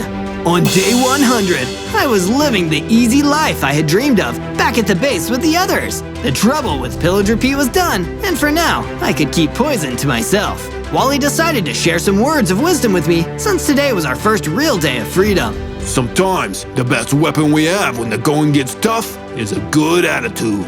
I couldn't agree more, buddy. There we were, friends together, united against a harsh and difficult world that was looking a little bit better every day. On day 1, I spawned in as a mighty dinosaur. Well, not really. I was pretty small and only had 4 hearts. I'm just a baby. I looked around and noticed there weren't any other dinosaurs around. And then I noticed I was in an enclosure with tall walls. Hey, that's no fair. I want to run around and be free. I ran around looking for a way out. I couldn't find anything. Just then, I heard a bell go off and I saw some food being lowered into my cage. I was hungry, but I still needed to find a way out. The food lowered to the ground and I ate all of it. Then I got a brilliant idea. I held onto the hook as it was brought back up to the edge of the wall. I jumped on the edge, free from my enclosure. Then I jumped off and ran toward the jungle. Dinosaurs are meant to be free. As I was running, I saw a human in a car trying to chase after me. He started shooting at me. Ah! I managed to jump over a large tree that had fallen down, but the car couldn't get through. One human threw his weapon down in anger and yelled at me. We'll get you back. Mark my words. What a weird guy. I found a little cave and decided to hide out there for the night. I would go looking around for more dinosaurs in the morning. On day 2, I woke up feeling very hungry. Man, I'm gonna need to find more food if I want to survive out here. I quickly began chopping down some trees and managed to make a crafting table. With that, I made some wood tools. I feel a bit more prepared now. I explored further in the jungle and found some sheep. I hurried and got their meat before they could run away. I really needed to gain my strength back. Yummy. As I was enjoying my food, I heard a snap of a twig. I turned and saw a small ocelot trying to hide behind some bushes. Hey, do you want some food? The ocelot peeked out and slowly came and grabbed some meat from me. Thank you. Of course. What are you? I'm a dinosaur. You won't eat me, will you? No, I won't. Have you never seen a dinosaur before? The ocelot shook his head. I know that park over there has dinosaurs, but I've never seen one until today. Interesting. I wondered what that park was all about and why there weren't any other dinosaurs on the island. Thanks again for the food. You take care of yourself. You too. He ran off into the jungle. I need to figure out what's going on here. On day 3, I gathered some more materials to make a little base. I knew that the humans would probably be back, and I wanted to be ready for them. Once the base was finished, I went out to look for some food. Boy, am I hungry again. I managed to find a bunch of sheep and tried to herd them back to my base. But then, a bunch of alligators came and started attacking me. Get back, you nasties! I used my sword and my pure strength to fight them off, and before I knew it, they were all gone. Just then, I felt a surge of power, and I grew into a teenage T-Rex. Hey, I have more hearts now. I finished gathering the sheep and led them back to my base. I hurried and set up a pen for them. What a good day. On days 4 to 5, I made my way back to the park to scout it out. Maybe I could learn more if I watched what the humans were doing. I was searching around and found some rusty shears. These might come in handy. Just then, I saw a bunch of humans driving toward me. I ran through some rocks and dirt hills to lose them, but they just kept following me. I roared at them, and the force almost toppled their car over. That's new. This caused one human to fall out of the car. The driver didn't stop and they left him. He got out his weapon and started shooting darts at me. Hey, stop it! I roared again, and the force made him fall over. I was starting to feel the effects of the dart. Ouch! I felt pretty woozy. What was that? The human pulled out a walkie-talkie. Dr. Harland, I have subdued test subject A. Come to this location to retrieve him. I couldn't let the humans take me, especially not this Dr. Harland. He sounded like bad news. I mustered up my strength and smacked the human with my tail, sending him flying over a cliffside. I gotta get out of here! The sleeping dart definitely was doing its job, but I managed to get back home before completely passing out. I'll have to find that doctor tomorrow. On day 6 to 8, I woke up, still feeling a little groggy. That wasn't super fun. I need to be sure not to get shot again. I went out and grabbed some food before heading out to gather more supplies. I needed some better weapons to defend myself. I went further into the jungle and spotted a small mountain. I started to mine out some of the materials and set up a crafting table to make myself a new stone sword, pickaxe, and shovel. Nice! I was about to make my way further up the mountain when I saw some little jaguars hanging out. They're kinda cute. But that was short-lived because they started to jump and bite at me. Come on, guys, I'm not food. They didn't back down, so I used my new sword to fight them off. It only took a minute before I defeated them all.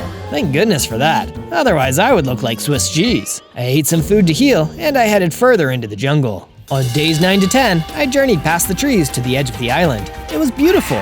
Too bad there were humans trying to hunt me down. Just then, I heard a screeching of tires and saw a car coming towards me. Wow, I was just thinking about the humans, and then they show up. Maybe I have superpowers.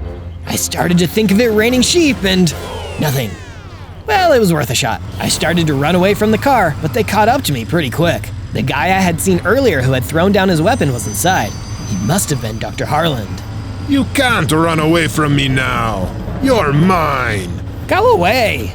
The car soon caught up to me, and the humans had me cornered. Ah! A heavy iron cage made out of chains pinned me down.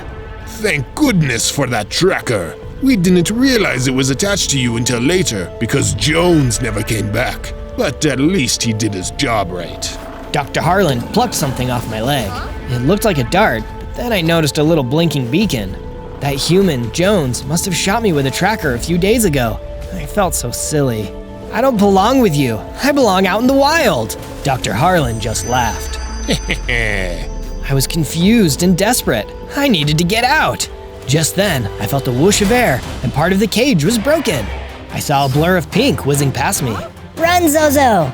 I ran, following the pink blur back toward my base. When we finally stopped, I realized the pink blur wasn't just a blur. It was another T-Rex. The dinosaur jumped down from behind cover and scared me. I knew there were other dinosaurs on the island. I'm Zozo. The dinosaur smiled at me. I'm Zoe. I'm your sister. Sister? Wait, back up. What?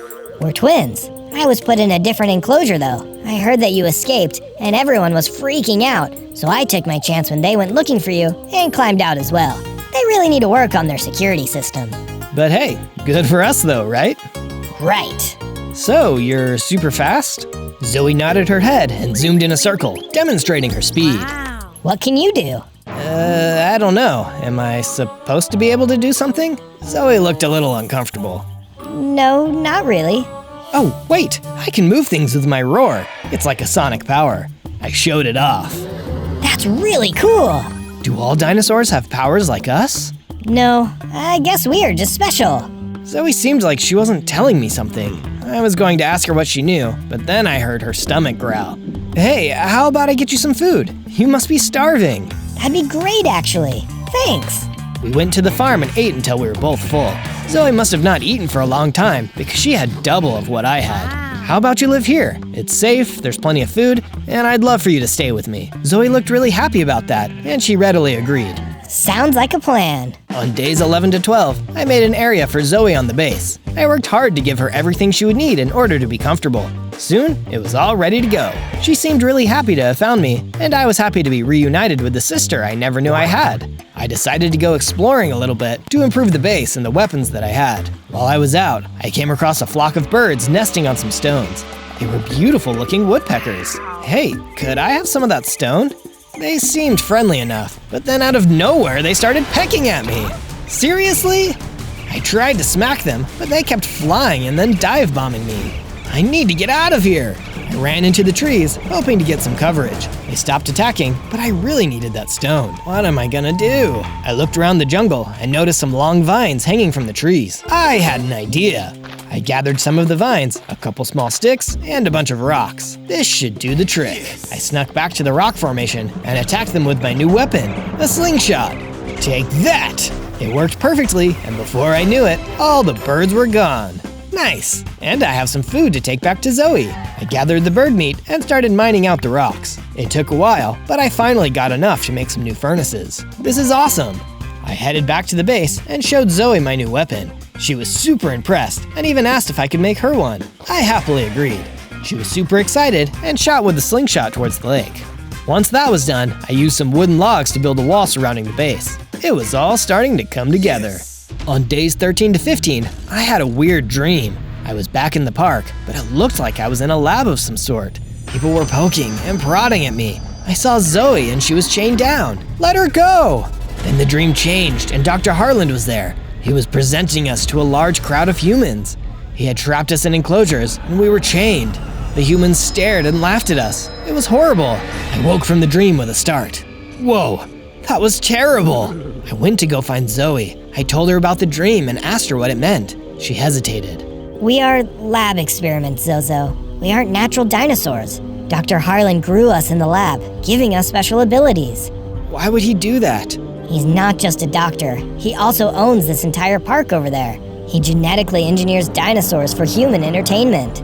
That's awful. But you and I are special. He made us specifically for a new exhibit he's working on. This was a lot to take in. We were being hunted by an angry doctor and his goons. It felt like the odds were definitely against us. On days 16 to 19, I woke up to find that Zoe wasn't in the base. Zoe! I looked everywhere and called out to her, but I couldn't find her. I wonder where she went. I looked around the entrance and noticed some footprints. They looked a lot like mine, but were smaller. These must be Zoe's footprints. I followed them, leading away into the jungle. They stopped at the mouth of a cave. Oh no, I hope Zoe's okay. I tried to quietly creep in the cave, my slingshot at the ready. I heard some muffled screaming, along with some maniacal laughter. That doesn't sound good. I went further down, and I saw Zoe. She was all tied up. There was also a monkey tied up next to her. Around them were a bunch of big, hairy spiders. Oh, gross! I charged, shooting rocks as I went. The spiders looked alarmed and tried to scurry away, but I managed to fight them all off. I hurried and freed Zoe just as she yelled at me. Zozo, look out! I turned around, and there was the biggest spider I had ever seen in my life. Granted, I was only a few days old, but still. You're taking my dinner. That's my sister. She's not food. I slung some rocks at the huge spider before charging at him. He smacked me with his legs, and I was nearly down to my last heart when I remembered my roar. I let out a big roar. The force made the spider fall over. I then attacked with my tail and weapons, and within no time, he was gone. Victory is mine! All of a sudden, I felt power course through my body, and I leveled up into an adult T-Rex. Nice! I had way more hearts, and my tail could swing faster now. I helped finish freeing Zoe and the monkey. Thanks for rescuing me. I'm Crew. I'm Zozo. I looked over at Zoe, and she was shaking. Are you okay? That was so scary. I went out this morning before you got up, and I was ambushed by those spiders. I tried to roar, but they tied my mouth closed before I had a chance to call for you. I'm glad I found you. Being spider food wasn't really a part of my grand plan. Zoe laughed and Crew joined us. You're from that park over there. I knew there were dinosaurs, but nobody has seen any. Yeah, we managed to escape Dr. Harland, but he is kind of crazy. He wants to bring us back so he can make money off of us and all the other dinosaurs. That's awful. How many more dinosaurs are there? We don't know, but they don't belong in there. We need to help them escape. Crew thought for a minute. I might be able to help out with that. Really? How? This island has been inhabited by dinosaurs before, a really long time ago. There was a T-Rex like you guys that had a special item that could ward off the humans. That sounds awesome. Do you know where it is? No, sorry. Legend says it's on the island somewhere, but nobody has found it. This was good news. Maybe we could make the humans leave for good. On days 20 to 22, Crew came with us to the base. He seemed to really like us and wasn't scared like most animals were. He was also really funny and would ride on our back sometimes. Once we got back to the base, we tried to get settled in, but then a bunch of jaguars showed up, trying to get our sheep. Hey, there's enough food for all of us. You don't need to steal from us. They didn't listen and just continued to attack. With our combined strength, the jaguars were gone in no time. We made some improvements to the base, including a treehouse for Crew to hang out in. He really seemed to like it. Hey Zoe, would you want to help me with something? Yeah, sure. What is it? I want to make a statue. I want the humans to know that they can't mess with us, and I want all the dinosaurs to know that there is hope to be free. That sounds awesome, Zozo. We chatted about the design and started on the base of the statue. Can you tell what it's going to be? Also, if you like what you've seen so far, don't forget to subscribe. We love having you here on our adventures. On days 23 to 26, I woke up to the base being attacked again. They broke through the wall. I guess the jaguars had some reinforcements and didn't like that they couldn't get to our sheep. Come on, guys, really? Zoe and Crew joined me, and with their help, we defeated the jaguars in no time. I noticed that one of them had dropped something, so I picked it up. It was an iron sword. Whoa, neat. I swung it around and nearly jabbed Zoe with it. Hey, watch it! Sorry. I looked around the base for a minute. Maybe we need to make some changes to the base so that it's safer. Zoe agreed and we went to work. We worked on expanding the walls and making our own areas larger. We ran out of supplies pretty quickly, so I headed out to gather some more materials. I also would really like some more iron so that I can have some better weapons. I explored for a minute before finding a large cave. I delved deeper and deeper until I found some iron ore. Perfect! Just then, a bunch of bats came out of nowhere and tried to swarm me. Ah! I hurried and started smacking them with my new sword. The last few that evaded me, I shot with my slingshot. Nice! I really like having a sword. I mined the rest of the iron and hurried to craft myself an iron pickaxe, axe, and an iron helmet. This will be perfect. I left, still feeling accomplished. I had a new weapon and a new tool. I felt like I was on top of the world. On days 27 to 31, I went to Crew to chat with him about the special item that would help me defeat the humans. He was chilling in his treehouse. I was too big to fit, so we just talked from a distance. Well, the legend says that thousands of years ago, many dinosaurs lived on the island in peace. Then one day, the dinosaurs saw a boat approaching. They had no idea what it was, so they didn't fear it. But then the humans landed, and they began to immediately attack the dinosaurs. They took over the island and started to chop down all the trees and pollute the land. One T-Rex, his name was Ignatius the Great, he sacrificed his most prized possession to the volcano gods in order to gain the legendary item to ward off the humans. What was the item exactly? It was an amulet that granted him awesome power to grow to 10 times his size. Whoa, that is awesome! Right? So he used the amulet to defeat the humans and protect the dinosaurs. So what happened to him and the amulet? I'm not sure exactly. That's all I know. What an interesting story. I hoped that it was true. It could be the answer to all my problems. On days 32 to 35, I thought some more about what Crew said. I really need to find that amulet. And if it's on the island, how hard can it be to find it? I decided to look around for something significant that could possibly help me. While I was venturing further into the island, I came upon a group of ocelots. One of them recognized me. Hey, it's that dinosaur that helped me get food. He ran up to me and started talking to me. His family seemed a little reluctant, so they stayed further back. What are you doing? I'm looking for the amulet that was lost on the island. Do you know anything about it? My little ocelot friend shook his head, but his dad piped up. That amulet corrupts all who hold it. You don't want it. Why do you say that? The dinosaur that held it, Ignatius the Great, began to use the power to unfairly rule all of the dinosaurs.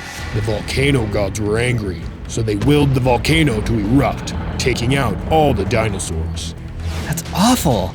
Well, that's what happens when you mess with power you shouldn't have. I couldn't agree more.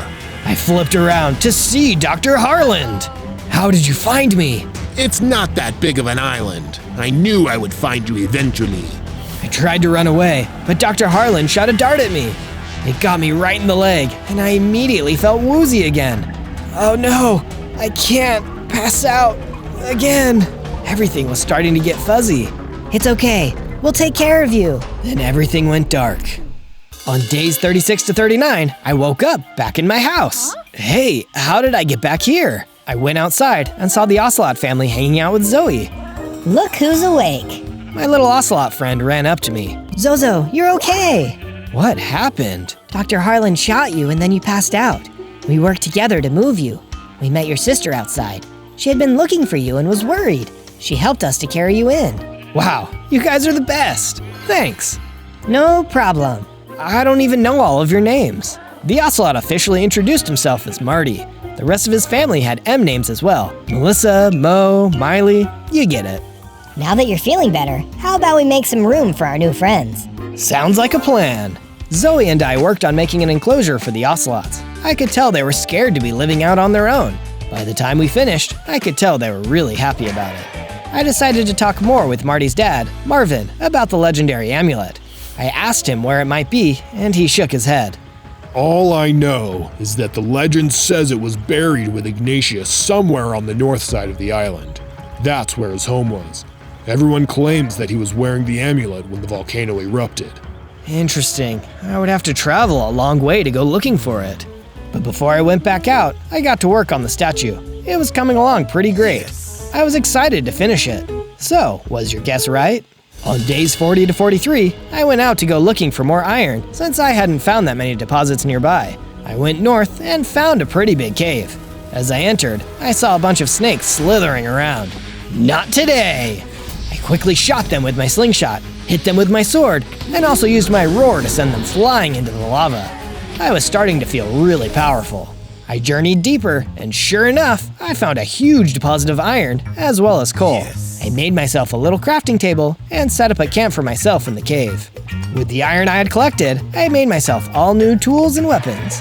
I am the mightiest of T-Rexes! Nobody can stop me now! On days 44 to 49, I journeyed to the north side of the island in search of the amulet. I was tromping through the jungle when I heard a scream. I snuck forward to see a bunch of alligators who had trapped a toucan. It looked like they were about to eat her. Hey, stay away from her! I tromped out from my hiding place and the alligators snapped at me. I guess they didn't like me intruding on their dinner plans. They started to attack me, but with my sonic roar and powerful tail, they were gone in an instant. Thank you, mister. I'm Zozo. I'm Greta. I thought for sure I was going to be alligator food. Well, I'm glad I was around. I've been hearing about the dinosaurs on the island. What brings you over here? I'm looking for the lost amulet of Ignatius the Great. Oh, that's a tricky one, that is. It's supposedly here on the north side of the island, but... What? Well, it's kind of complicated to explain. I think it would be easier if I just showed you. Okay, sounds like a plan to me. On days 50 to 53, I followed Greta further into the north side of the island. We were about to enter a clearing when Greta stopped me. Is that chanting? Yeah. I looked through the trees and saw a temple of some sort. There were a bunch of other toucans gathered around something on a pedestal. Hey, they have the amulet! Wait, Zozo! I didn't listen and I tromped through the trees toward the birds. They immediately squealed in delight and started bowing. What's going on? Oh, great and mighty one! You have heard our call, and you have come to retrieve what you have left behind. I looked on the pedestal and noticed that it wasn't an amulet. It was is that a foot? Yes, great Ignatius, it is your foot. We have been saving it for you. I looked behind me and saw Greta was super embarrassed. These must have been her family members. The crazy side of the family, no doubt. Yes, I have been missing my foot. Thank you for taking such good care of it. They continued bowing as I went up and grabbed the foot. It was definitely from a T-Rex. My humble toucans, where did you find my foot? One hopped forward eagerly. Oh, yes, we found it over here. We journeyed on a path leading toward a large rock formation. The foot was just sitting right here, oh Holy One. Thanks. Do you mind if I look around? Do as you wish, Great One. The toucan left, and Greta flew up a moment later to rest on my shoulder. I should have warned you. I don't come around here anymore because they are all a bunch of crazies. I mean, who worships a foot? I just laughed. It's fine. It was exciting to say the least. I began digging at the rock formation, and sure enough, I found more bones inside. This must be Ignatius. Yes. We managed to uncover all the bones, but there wasn't an amulet in sight.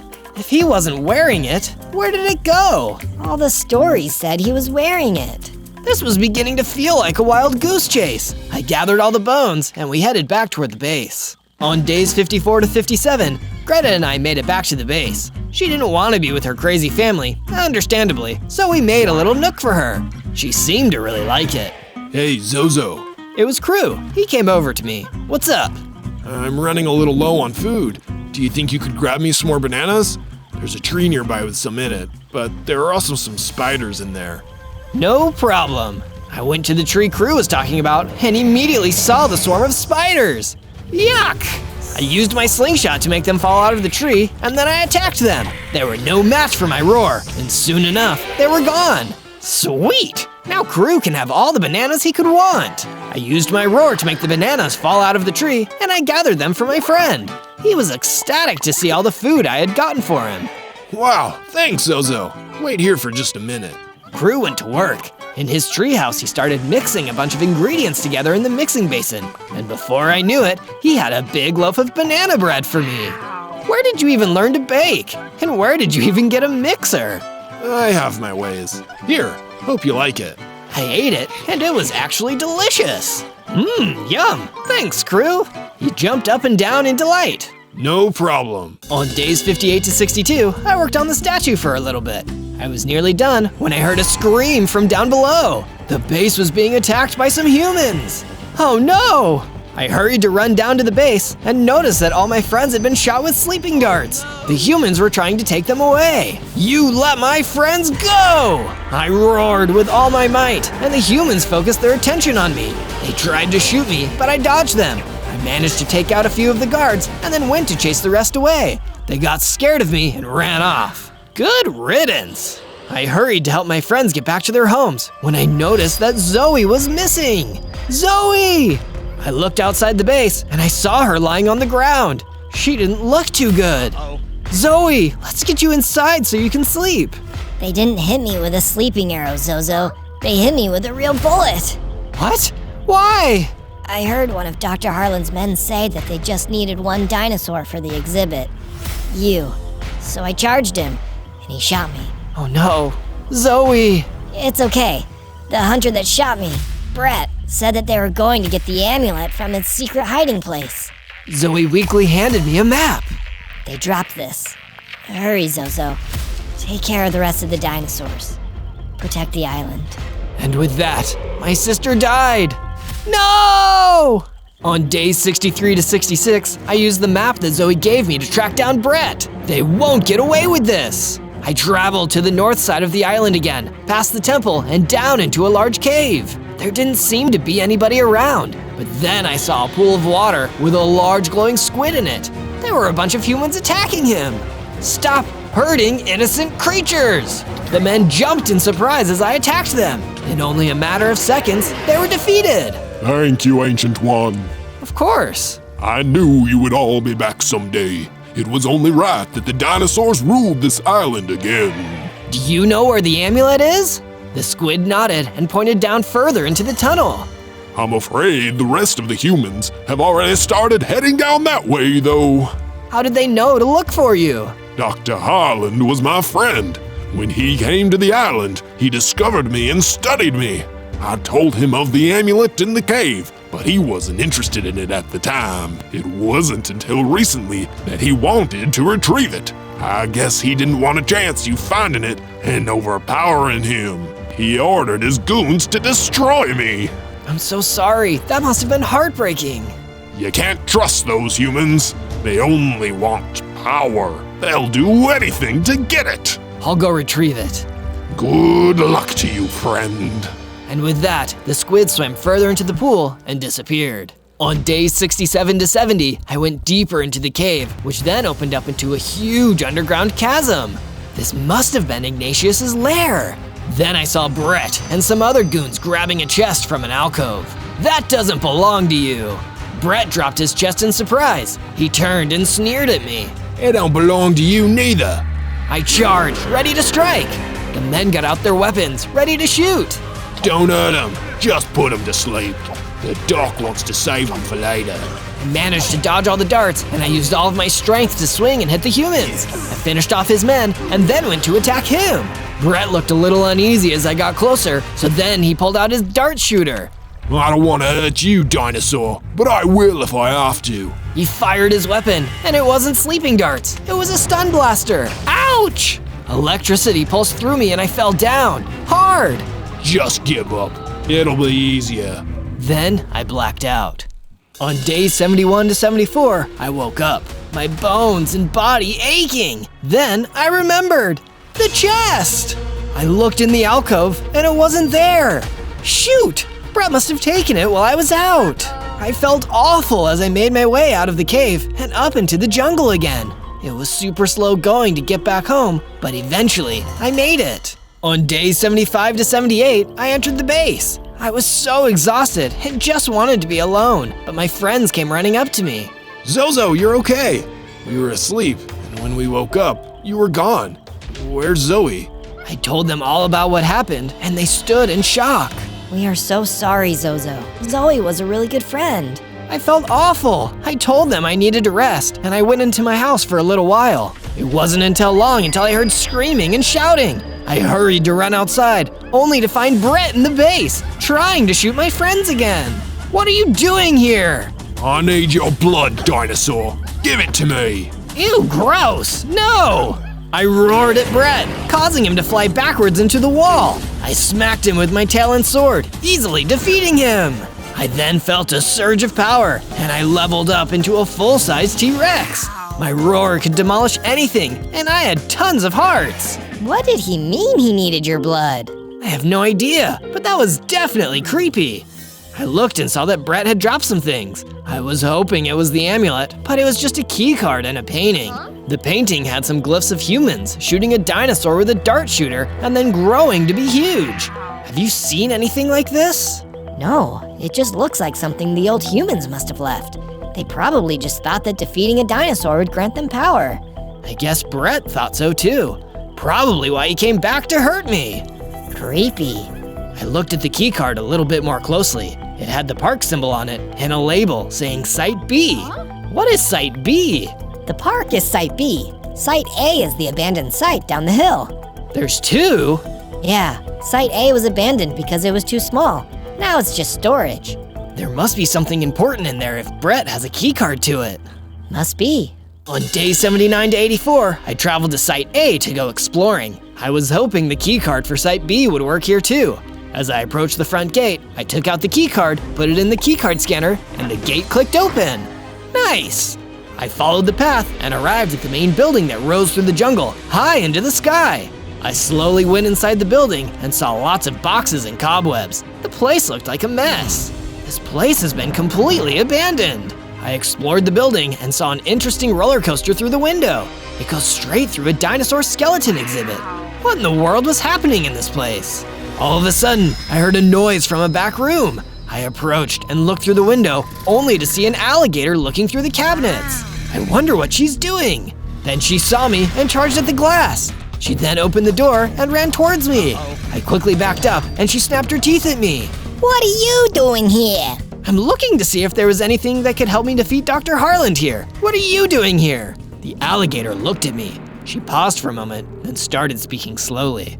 I'm also trying to get to Dr. Harland. He's been running tests on my family in order to make new dinosaurs. I need to rescue him. We can work together. Have you found anything useful here? Yeah, there's some sort of weapon downstairs, but it's too heavy for me to carry. Maybe you can carry it. I started to go down the stairs toward the control room. As I was about to enter, I felt something push me down the stairs. It was the alligator. Hey, what was that for? You aren't supposed to be here, dinosaur. You've been extinct for years, and now you just expect to rule the whole island? The alligators are the real predators here. She snapped her teeth at me and almost got me.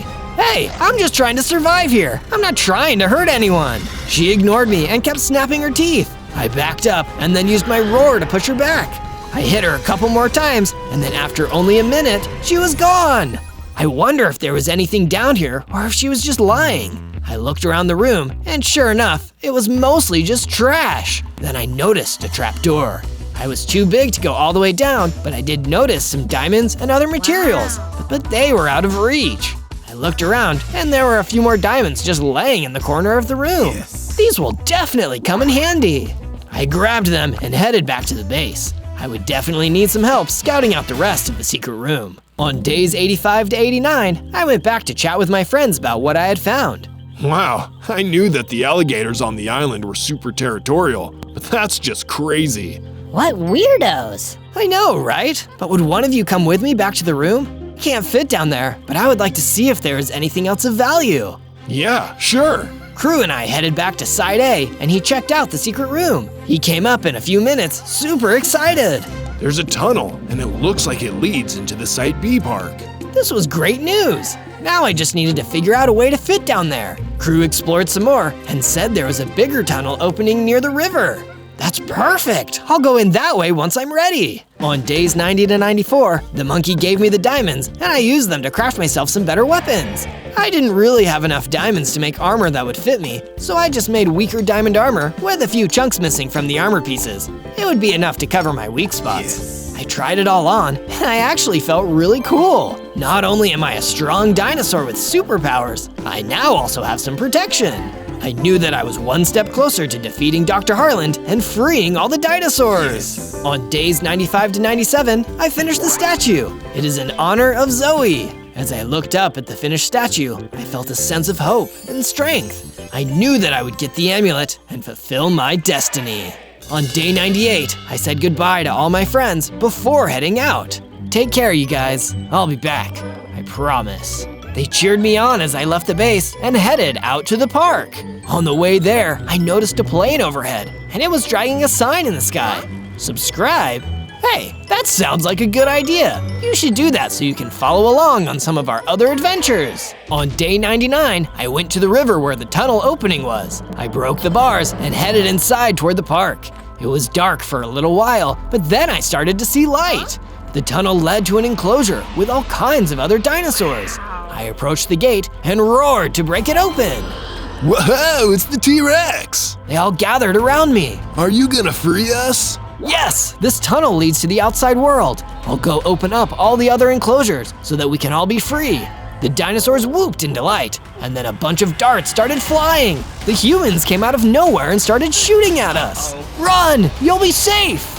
They all started running into the tunnels as I roared at the humans. I trudged through the park, defeating the guards easily. I continued to the other side of the park. On day 100, I was loose in Jurassic Park. There were a bunch of humans running around in panic. I tried not to step on them. I just wanted to find Dr. Harland.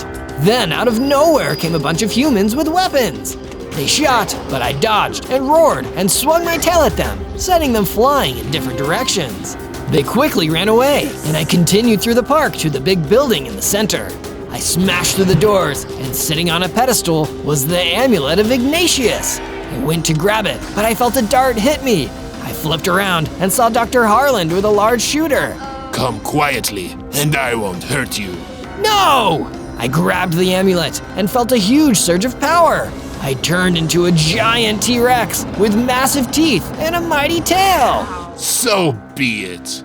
Dr. Harland backed up into the lab and closed the door. I heard some whirring, and then he appeared in a large robotic suit. I didn't want to hurt you, but you have ruined my park. You are a liability now. He shot at me with some tough shooters, but they didn't hurt me as much since I was so powerful. However, he soon started throwing bombs at me, which were not so easy to avoid. We exchanged blows, and I almost thought that Dr. Harland was about to end me. Ah, that hurt! Ha! I dodged that one. You will not take me down that easily. Take that! Ah, you dirty lizard! That hurts! but I was also doing some damage. I could tell some of my roars were hurting his mech because sparks started flying. Finally, his mech started smoking. Now I was doing some real damage. Then I used my sonic roar and sent Dr. Harland flying. The suit crumbled into pieces, and Dr. Harland was finally defeated. I made my way throughout the rest of the park, releasing all the dinosaurs back into the wild. They all seemed super happy. Once we all reached my base, I saw my friends cheering for me. Life was back to the way it should be. On day 1, I spawned in as a baby Na'vi from the movie Avatar. I was surrounded by a bunch of other Na'vi, but I was the only baby. Why am I a baby? Are you my parents? Just then, Colonel Quaritch showed up with a bunch of soldiers. Consider this a warning. In 100 days, I'm going to attack and destroy the Tree of Souls. Without the Tree of Souls, all the Na'vi will disappear.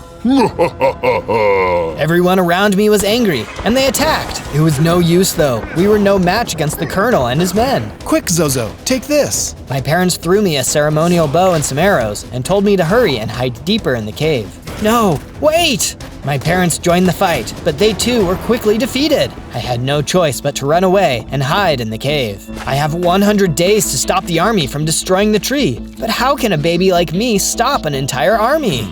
On day 2, I ran deeper into the cave. I had to be careful because I only had 4 hearts. Just then, I heard footsteps behind me. Someone was coming. I hurried and hid. A few military guys came running up and stopped in the tunnel. Did you see where that little baby Na'vi went? Colonel is going to make us do 200 push-ups if we don't find him. You mean that baby? Uh-oh, they saw me. I hurried and pulled out my bow, trying to hold them off. It's not working. I can't die already. Suddenly, something came running up to me. It was a hexapede. On my back. Hurry. What's your name, little guy? It's Zozo. What about you? Nikayu. Pleased to meet you.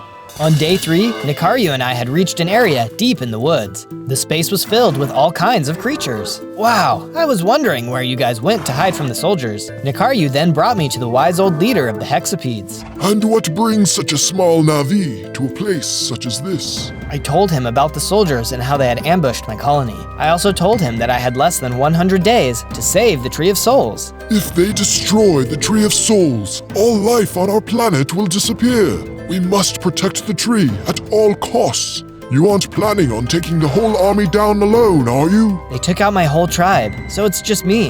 You're going to need all the help you can get. I'm too old to fight, but please take these supplies to aid you on your journey. Thank you. I don't know how I'm going to stop them yet, but I will do everything I can. We believe in you, but be careful. Colonel Quaritch will not hesitate to destroy anyone who stands in his way. I nodded and prepared to leave. Before I could get too far, Nikaru stopped me. This battle affects us all. I'm strong and can help you in the fight. I would love to have your help. Let's do this. On days 4 to 5, I decided it was time to start preparing myself for the fight. I went around punching trees and got enough tools to make myself a crafting table. With the crafting table completed, I then made myself a wooden pick. Let's get stony. Using my wooden pick, I mined a bunch of cobblestone, then used the cobblestone to craft a full set of stone tools. After I finished crafting, I realized it was starting to get late. I better start building my base. I can't risk getting attacked at night. I quickly got to work, building myself a base. I had found a giant tree and decided to build a base inside of it. I built rooms for both Nikaru and me to live in. It's just a simple base, but it should keep us safe for now. By the time I finished building, it had gotten late. That's when some spiders attacked out of nowhere. Oh no, I spoke too soon. I swung my sword furiously and was able to take them all out. Just then, I felt a burst of energy and gained 10 hearts. Oh yeah, I'm even stronger. Before I went to bed, I decided to set up some torches. No more random mob attacks for me. On days 6 to 8, I woke up and decided to check the village from earlier for survivors. As I looked around, I saw that the soldiers had totally trashed the place. Then I saw a girl running from a soldier. Hey, why don't you pick on someone your own size? The soldier heard me yelling and stopped running after the girl. Then he turned and ran toward me. I had gotten stronger, so I wasn't afraid. I used all of my weapons and abilities, but he was still really strong. It was an intense battle, and we ended up on a balcony. I swung as hard as I could and knocked him over the edge. As the soldier disappeared, I saw he dropped something. The girl he was chasing ran over and picked it up. Find anything good? It looks like a map to a prison. Thanks for taking that guy out, by the way. What's your name? My name's Zozo. What about you? Neytiri. Nice to meet you. What were you doing out here anyway? When these soldiers attacked the village, I escaped during the fighting. I came back to try and find my parents. It looks pretty empty here, but maybe the prison on that map is where they're being held. I'll try anything. Let's go. On days 9 to 10, Neytiri and I made our way toward the prison. We carefully followed the map and soon saw a small prison in the distance. That must be it, but it looks like there's no guards. Let's get closer and find out. Just then, a grenade was tossed in front of us, blinding us. When we came to, a tough-looking soldier jumped out and attacked. They must have seen us coming. I tried my best to fight him off, but he was too strong. This was a fight I wasn't going to win. Neytiri and I had no choice but to jump down the tree and run away. Once we had gotten far enough away, we paused to talk. It looks like we're not strong enough. This all feels so helpless. Don't worry, we can figure it out. In the meantime, you can stay at my base. On days 11 to 12, Neytiri and I arrived back at the base.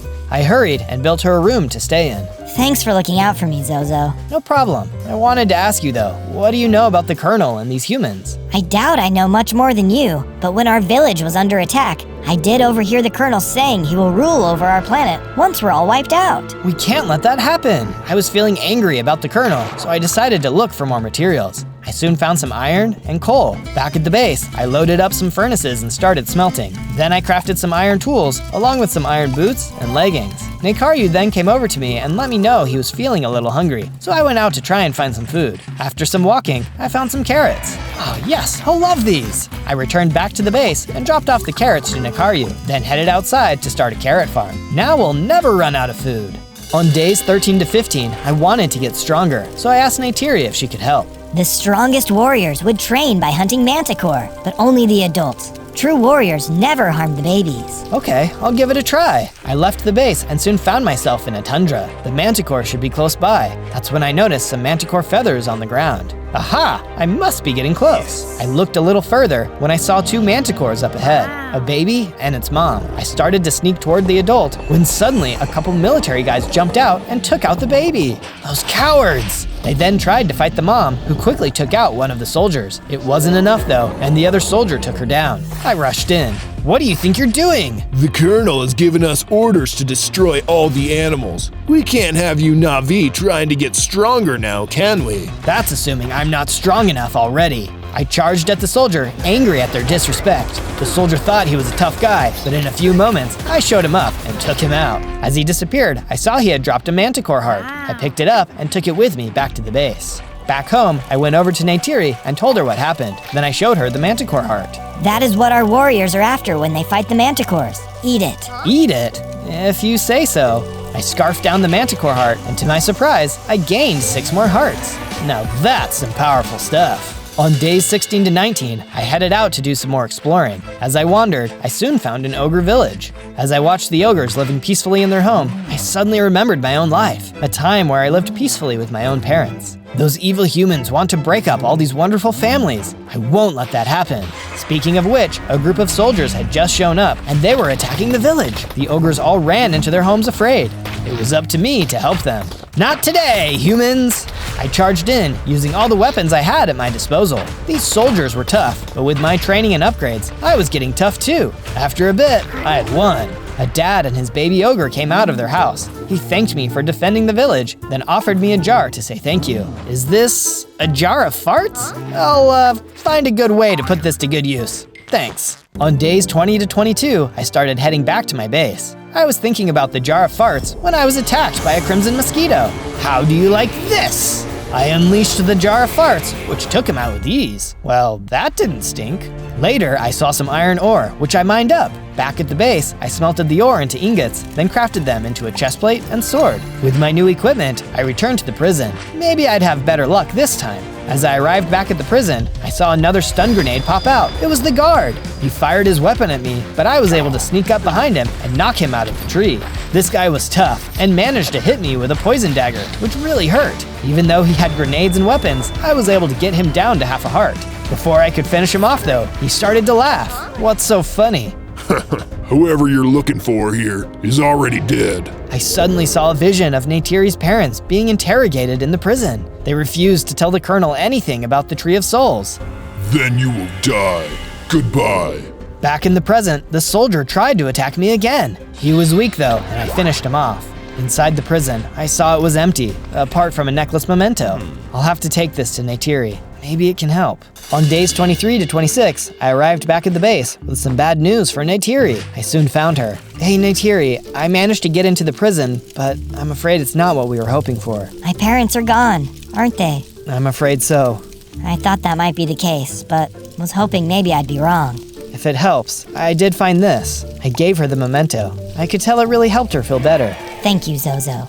But hey, I have something to show you. Neytiri brought me outside and showed me that she had collected some chickens. This was perfect, as I was starting to run low on feathers for arrows. I got right to work building them a chicken coop, then bringing them into it. I then went out to get more supplies. I found more iron, as well as some diamonds. I made an iron helmet to complete my armor set, then crafted a diamond pickaxe. To finish it all off, I got to work improving the base. I wanted to make it a little nicer for everyone. When I finished, I realized it was missing something. I think it just needs to be a little bit more avatar-y. On days 27 to 31, I headed out to find the materials I needed. On the way, I ran into a couple chocobos. Hey, are you guys okay? We're looking for our favorite food, nightshade berries. These soldiers kicked us out of our land, so we don't know where to find it. I don't know where to look, but I'll keep an eye out. I invited them back to my base in the meantime, to which they happily agreed. I soon came across the soul lights I was looking for and started mining. Suddenly, a flock of pateras started to attack me. Hey, I'm not bothering you. Leave me alone. I managed to fend the pateras off, and then I finished mining up the soul lights. Back at the base, I used the soul lights to finish the decorations. It was looking really great. I then built the chocobos their own rooms to stay in. They were really happy about that. Then Nekaru came running up to me. The soldiers are attacking my herd. Come quickly. I jumped on his back and we rode off to help. On days 32 to 35, we hurried back to the herd. As we arrived, I could see the place was filled with soldiers. We've got to help them. I rushed in, knocking out as many soldiers as I could. The hex beads had really hurt them, so I was able to finish several of them off. That's when I saw a soldier fighting the elder. Hey, get away from him! The soldier hit the elder, a hit he surely couldn't survive. No! I rushed in and took out all of the remaining soldiers. I approached the elder, but it was too late. Zozo, stay strong and keep fighting. And please, keep looking after my son. And before I could respond, he died. Nekaru, I'm sorry. I didn't know he was your dad. All I could think about was the moment my parents died. My heart hurt for Nekaru. It's okay, Zozo. Looks like we're both orphans now. We still have each other. You can stick with me for as long as you want. On days 36 to 39, I decided to spend some time out alone. It had been a rough few days. That's when I heard someone call out to me. Hey, you! Wait! What's going on? My house has been taken over by a boar! Everyone is too scared to help me. Okay, sure. I'll help. Tell me where to go. I headed off in the direction the goblin had pointed me. I soon saw the cave he described, and when I went inside, the boar attacked me. Hey, don't be so mean! The boar was tough, but I finally managed to beat them back. I was about to deliver the final blow when a voice cried out. Wait! Please don't hurt my mom! I turned and saw a baby boar. I asked them why they were in someone else's house, but before they could answer, the goblin from earlier showed up. What are you waiting for? Take them out! Wait, something isn't right about this. Just then, the goblin went to attack the boar. But before he could do any real damage, I stepped in and took him out. Thank you! That goblin was trying to kick us out of our home. Wait, that's what he said you did to him. He was lying so you'd come after us. That's when I noticed he had dropped a note. It was from the Colonel. It read, "Destroy as many animals as you can, and you will be rewarded greatly." He's trying to turn everyone against each other. We've got to hurry and stop him. On days 40 to 43, I arrived back at the base. I felt bad for everyone who had lost a friend or family, so I decided to improve the base. I went around and made each room a little nicer. Now that's looking great. I'm really worried about the herd. My father had really given them a home. Then tell them all to come live here. Nekaru went to tell the other animals, and I got ready, preparing a place for them to stay.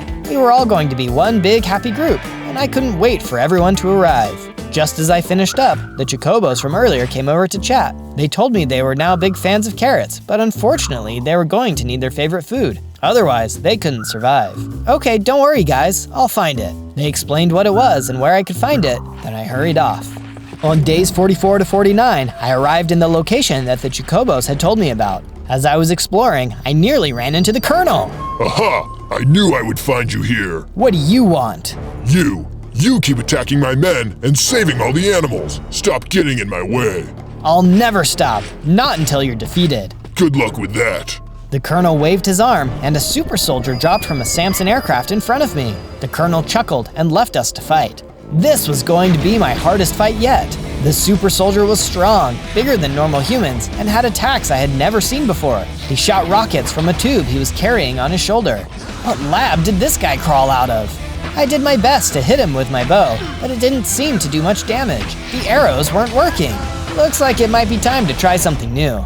On days 50 to 53, I kept fighting against the super soldier. It was time to stop fighting from afar and get up close and personal. Take this! I charged in and started swinging my sword. With me being this close, his rockets were completely useless. Now that he wasn't hitting me as hard, it was only a matter of time. At long last, I delivered the final blow. Looks like I'll be the one fighting another day. As I looked around, I saw the Colonel had been watching the battle. I'll be back for you, Zozo. Mark my words. I charged at the Colonel, but before I could get a hit in, he threw a stun grenade right in front of my feet. When the smoke cleared, the Colonel was gone. I'm the strongest I've ever been, but it's still not enough. I have to get stronger. On days 54 to 57, I remembered I was supposed to be finding the Chocobo's food. At long last, I saw what I was looking for. As I got closer though, I was suddenly attacked by two hammerhead titanothers. Oh man, I must be on their turf. The two hammerheads were incredibly strong, working together to hit me with their attacks. It wasn't enough though, and I managed to take one out. Uh-oh, looks like the other one is really mad now. The remaining hammerhead charged at me, no longer trying to be strategic.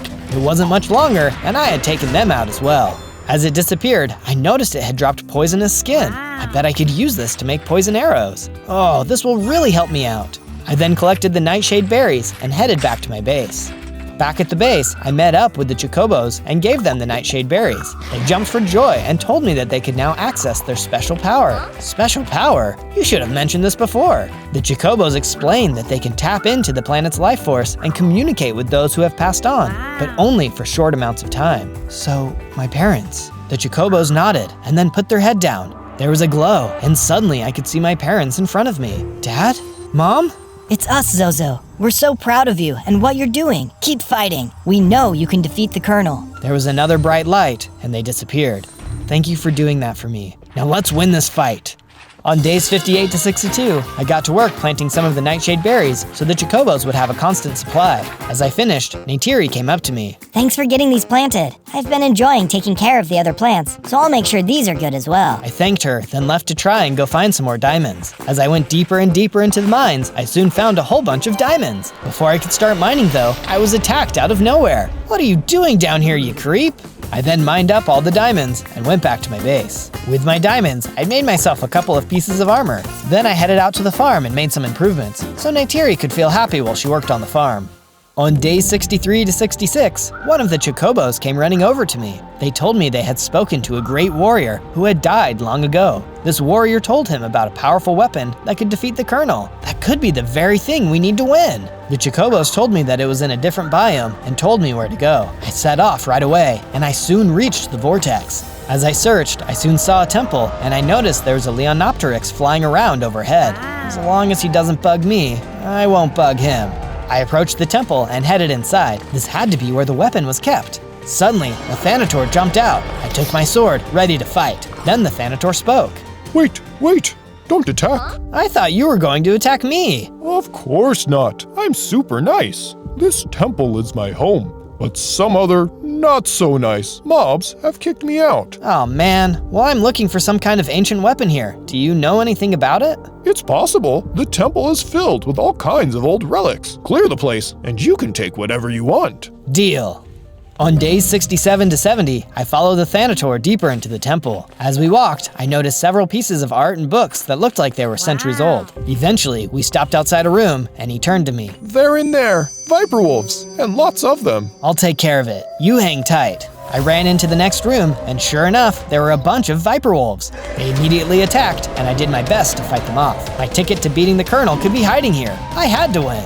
Time to say goodbye. I kept swinging, and at long last, the Viper Wolves were all defeated. I heard a noise in the corner and saw there were some smaller Thanators hiding nearby. Thank you, Zozo. This is my family. They all thanked me, and I took off to look for the weapon the ancient warrior had mentioned. I looked and looked in every nook and cranny, but there was nothing. Shoot, the weapon must not be here anymore. I met back up with the Thanator and invited him and his family to live at my base, but he said they were happy here. I thanked him for letting me look, and then left to go back to my base. On days 71 to 74, I left the temple as the Leonopteryx circled in the sky above. I paused for a moment. Did you know this isn't my first adventure? You can watch more of my videos after this one is over. Just search for Zozo, Z-O-Z-O. I was getting closer to my base when I came across a group of soldiers. More of these guys, huh? Not for long. I charged in and started taking them out. The less pesky soldiers there were, the safer the land would be. Soon, I had taken them all out. That's when I noticed one of them had dropped a note. It said, To all soldiers, there is a Na'vi named Zozo who needs to be defeated immediately. I, Colonel Quaritch, am working on a special weapon to destroy the Tree of Souls. It will be done at the end of the 100 days, but this Zozo needs to be dealt with immediately. All soldiers will be on double shifts until he is destroyed. It looks like I'm making a dent, but what is this weapon he's working on? I have to find a powerful weapon of my own, and fast.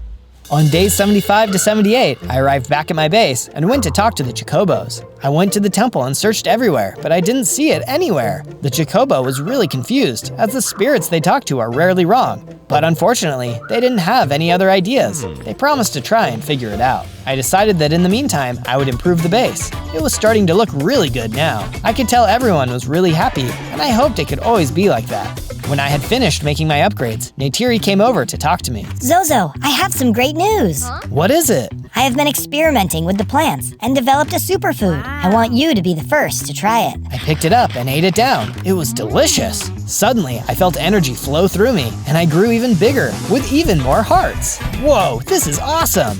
On days 79 to 84, I decided to test out my strength. I soon arrived in a new place and spotted the perfect test subjects. How do you like me now? I jumped in and managed to take them out in just a few hits. Now that's what I call power. Just then, I spotted someone watching me from afar. It was another Na'vi. He came over to me. You're pretty strong. Thanks. I can take on anyone. You could be stronger though. Oh, what makes you think so? Well, I'm stronger than you. Check it out. The Na'vi hit me, and he was right. He was strong. Ouch! Okay, you didn't have to hit me. I believed you. What's your secret? Come, I'll show you. The Na'vi then put me through a training program. He had a lot of good advice, and I was able to learn so many new things in a short amount of time. Once we were done training, the warrior tossed me an upgraded bow. Thanks, I'm feeling even stronger already. By the way, how did you get so strong? It was my mission to ride a Leonopteryx, but I've never been successful. Now I don't even know where to find one. I didn't know you could ride those. I actually saw one not too long ago. I could show him to you. No, I'm much too old now, but I think you could do it. Yeah, I'll give it a try. Say, why don't you come live at my base with me? No thanks. The wilderness is where I belong. I thanked him for his help, then turned to go back to my base. On days 85 to 89, I returned to the base and saw it had been attacked. Buildings were broken and no one was around.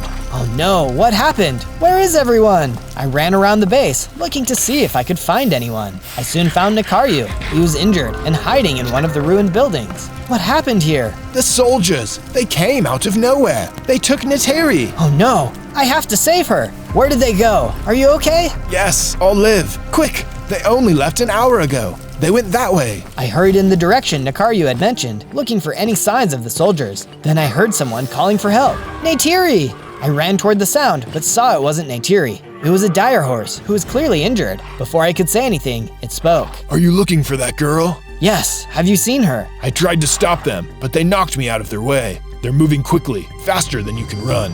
But there is another way. What's that? Nearby is a special plant. Blue orchids grow on top of that tree right over there. Harvest one of the leaves and rub it on my wound. Then I can carry you to them in no time. Okay, show me the way.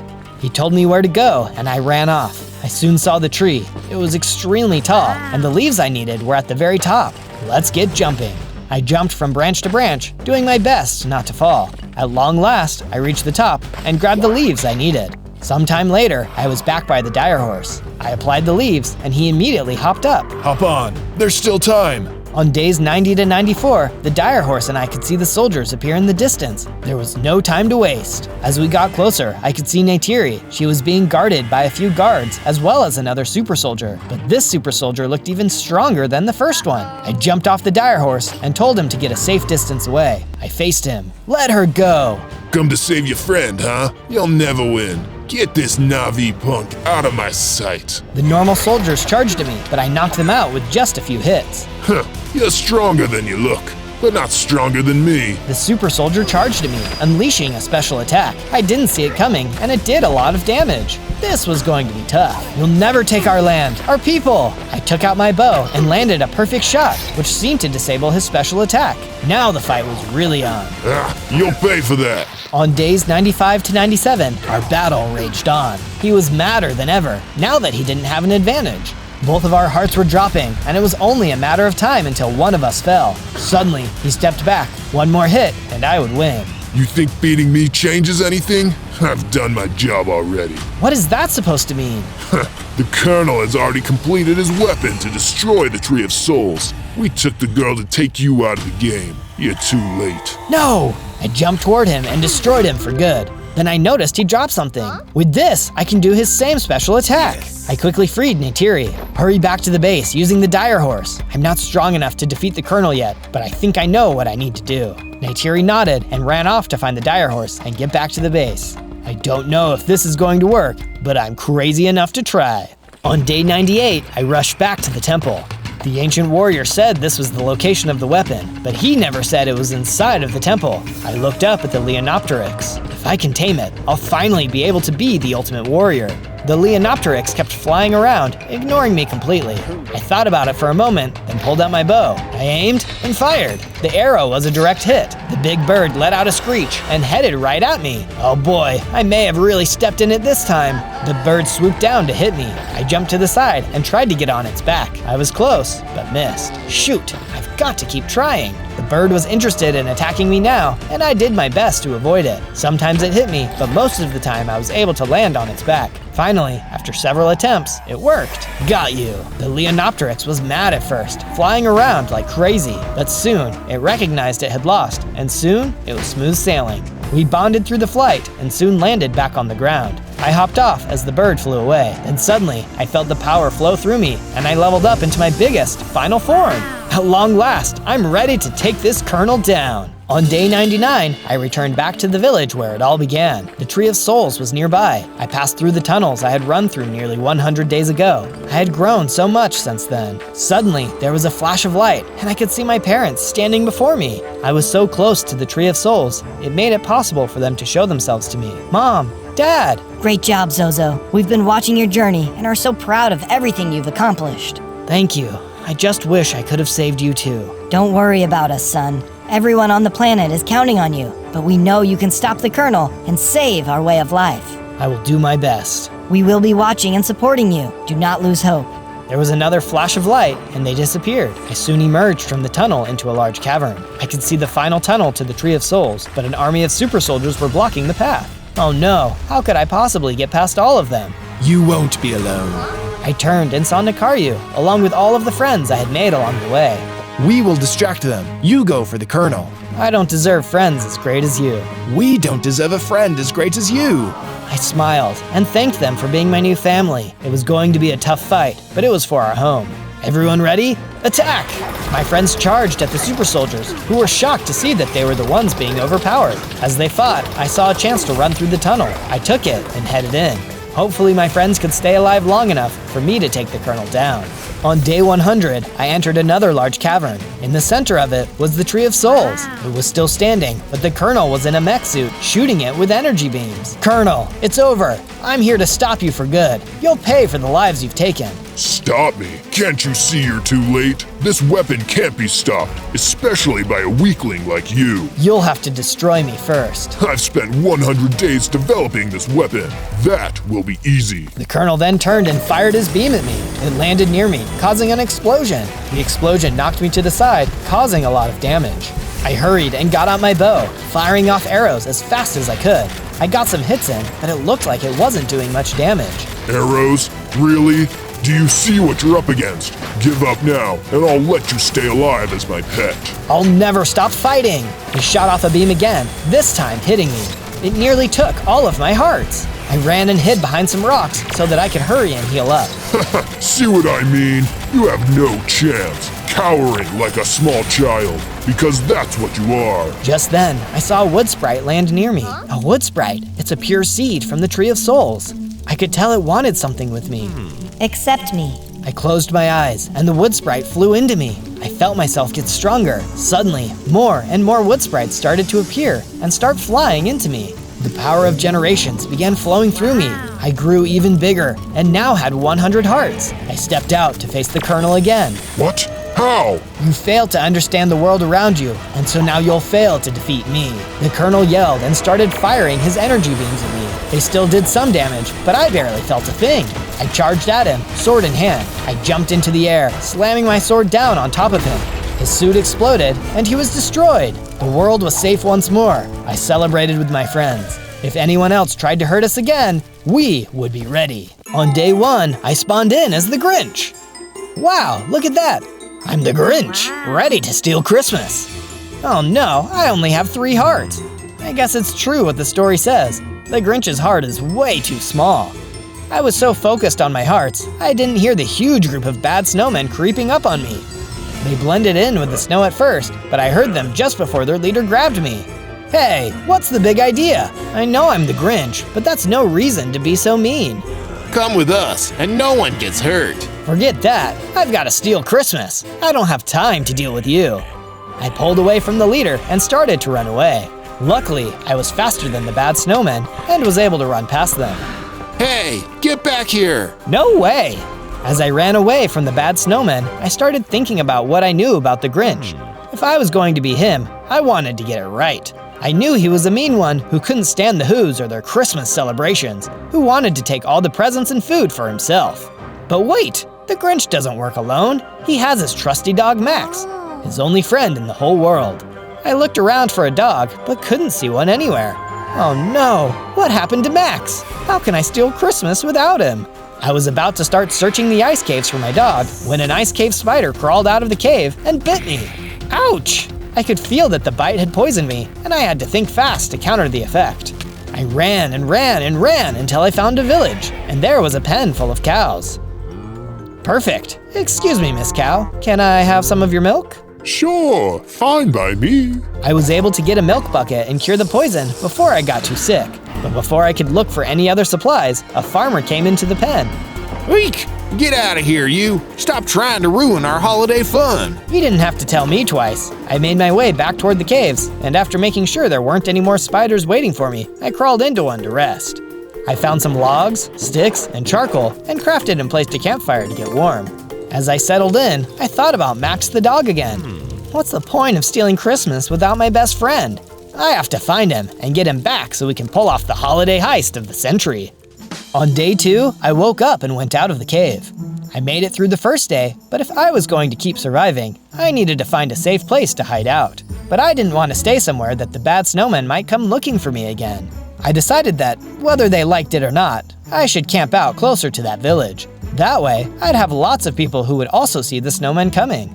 But I couldn't set up right in the village either. If I was too close, people like that farmer might get mad and chase me out of town. Then I'd have to start all over.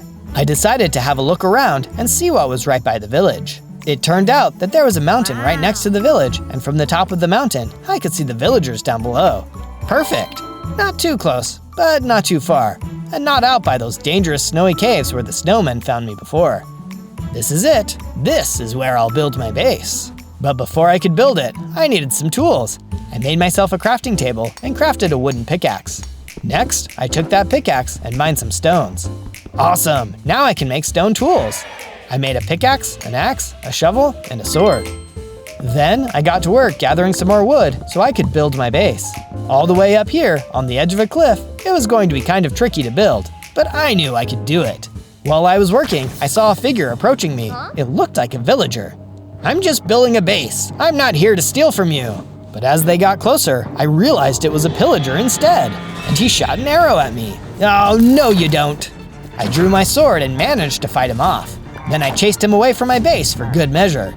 As I was walking back to my base, I saw that someone had dropped some cookies and left a chest in the middle of the forest. The chest had a bunch of supplies in it. These aren't mine. It would be selfish to take them. But I am the Grinch after all. It started to get dark and began to snow, so I settled in for a good night's rest. I'll get even more done tomorrow. On day 3, I woke up knowing that I needed to get more supplies. I looked all over the mountain, but I couldn't find anything useful. So I decided to sneak back down into the nearby village instead. If the villagers are going to treat me like a criminal because I'm the Grinch, then I guess I'd better start stealing.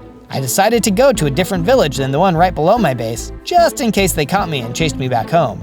Instead, I went to the next village over and started sneaking through town looking for supplies to snatch. But as I entered the village, I heard someone scream.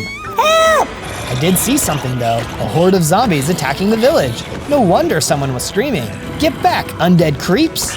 I drew my sword and started swinging, fighting off the green ghouls. A little girl appeared on top of a nearby building, holding a bow and arrow. She started firing arrows at the zombies, and between her arrows and my sword, we drove all of those nasty undead back out of town.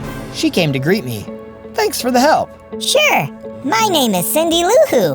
What's yours? Zozo, but you can call me Mr. Grinch. Say, have you seen any bad snowmen around here, or just these zombies? The snowmen came yesterday. They took a whole bunch of people with them. My family, too. I don't know who they're working for, but they keep kidnapping people and destroying our town. That must have been what happened to her parents. Come back to my base with me. We can hide out and stay safe while we figure out who those bad snowmen are working for. On days 4 to 5, Cindy and I worked on the base together. We demolished the previous starter house I made and built a bigger house. I even added a loft where Cindy could live, but it still wasn't completely finished. We needed to strengthen our security to keep safe, just in case the snowmen came back, or something else found us. And whoever was ordering them around, the big bad who took Max, was probably way tougher than them. I'm getting pretty hungry. Could we look for some food? Great idea. Me too. I think I saw some apple trees down this way. Help me pick some. I've got some other supplies we can use to make a pie. I love pie. Who doesn't? Cindy and I found a whole bunch of apple trees and started picking the fruit to take back to our base. As we were gathering apples, we suddenly heard a howl. What was that? Cindy and I both looked around and saw a pack of feral wolves closing in around us. Cindy was so much more defenseless than me, I couldn't let the wolves get to her. Quick, Cindy, climb this tree and get to safety. I'll handle these wolves. I can use my bow and arrows from up there too. Cindy climbed up out of reach and started firing arrows at the wolves. I helped out with my sword from down on the ground, and together we were able to defeat the wolves. As Cindy climbed back down from the tree, I noticed something shiny on the ground. A bottle. One of the wolves must have been carrying this in its mouth. It's a potion of healing. Yes. Sweet. I grabbed it, and together Cindy and I took all of our apples back to the base. We're going to need to find a way to keep danger away from our base. I think I might have an idea. But first, let's eat. On days 6 to 8, Cindy and I started to get really hungry again. We can't live on apples forever. We need to find another food source. Oh, I know what we can do. We had cows and chickens back in my village. No one's using them right now. We should go get them. Oh, great. Let's make some pens for them first. We worked together to build the pens, 2 for the chickens and a big one for the cows. We even added a small farm to feed the animals. Then, we headed back down to Cindy's village to round up the animals. As we were working hard to herd the animals in the right direction, which was much more difficult than I expected, I heard a voice yelling at us. You're a mean one, Mr. Grinch, but you're no match for me. Better come willingly if you ever want to see your dog Max again. What? Who's talking about my best friend Max? I looked up, but I couldn't see anyone. I could just hear them. Wait, look! Cindy pointed, and I saw a huge Jabberwock looking down at us from the top of a tall tree. You took Max? My friends call me Steve, and my enemies call me Evil Steve. I took your little dog, and Cindy's parents too. And I won't stop there. You think you can steal Christmas? Try doing that when there is no one left to celebrate it. I'm taking them all, and there's nothing you can do to stop me. Next, I'll take you too. The Jabberwock jumped down from the tree and landed hard in front of us. The force from his blow knocked my sword right out of my hand. Oh no, what should I do? This isn't the kind of reindeer I thought I'd be meeting as the Grinch. I ran after the sword, and Cindy followed me. Evil Steve just stood there laughing, and we knew we weren't strong enough to beat him. Not yet. I grabbed my sword, and we ran back to the base. Evil Steve didn't chase us, but we knew it wasn't the last we'd seen of him. Next time, we'd have to make sure we were ready so we could defeat him and set everyone free. Maybe I can be the Grinch who saved Christmas instead. On days 9 to 10, Cindy could tell I was getting discouraged. I was feeling pretty scared after our encounter with Evil Steve and pretty worried that I wouldn't be able to get Max back. It'll be okay, Zozo. I think if we work hard, we can get strong enough to beat him, to rescue Max and my parents and everyone else. How? He's so big, and we're so small. I know you don't think you can be a hero like this, but you helped me with the zombies and again with the wolves. Together, we can do anything. Tell me more about Max. You'd do anything to get him back, right? Well, he's the most loyal dog in the world. No matter what, he sticks by my side and helps me with whatever I want to do. He was even willing to be a reindeer and pull my sleigh to steal Christmas, even though he's so small and the sleigh would be so big. I just wish I'd told him thank you more before he was missing. I have an idea I think might help cheer you up. Let's build a statue of Max together to show him how much you appreciate him and to welcome him to the base. We talked it out near a forest and decided to clear out an area to make room for the statue. After that was done, we started construction on the Max statue. We worked all day, and by the time we were finished, we had the bed Max would sit on, only much bigger. We're off to a great start. We are, but it's starting to get dark. I think we should build some torches to keep any enemies from coming up to the base while we're sleeping. That was my idea from before. I almost forgot in all of the excitement. Great idea. I don't know what I'd do without you, Cindy. I proceeded to quickly craft some torches and place them around the base. On the night of day 11, I had the strangest dream. I saw a very little reindeer grazing by a stream with a herd of other reindeer. As he ate the grass, an evil wizard approached the herd of reindeer. Hello, little reindeer. Nice stream you've got here. It's a shame it's in the way of where I'm going to put my castle. You all need to leave, or perish. But this is our home. Too bad. Get out of here, or I'll make you go. The reindeer were terrified and confused. They didn't want to leave. Please, put your castle somewhere else. It's Christmas. Where are we supposed to go? No, and I don't care. I need my castle here for my grand Christmas party, and none of you are invited. For your insolence, I will turn you all into frogs. And the wizard cast an evil spell, transforming every reindeer in sight into frogs. But the littlest reindeer ran away before he could be cursed too. He ran and ran and ran to a nearby village. Please, help me. An evil wizard turned my family into frogs. But none of the villagers would listen to him. They closed their doors and locked him out. He cried and wandered into the forest, looking for a way to become strong enough to go back and defeat the evil wizard. He came across a deep dark cave and found a podium. A sign next to it said, "Drink this to become stronger than your enemies." There was a bottle of dark purple potion. The little reindeer drank the entire bottle. Then he transformed into a great, big Jabberwock. He ran back to the evil wizard, who had now built his castle in the reindeer's old home.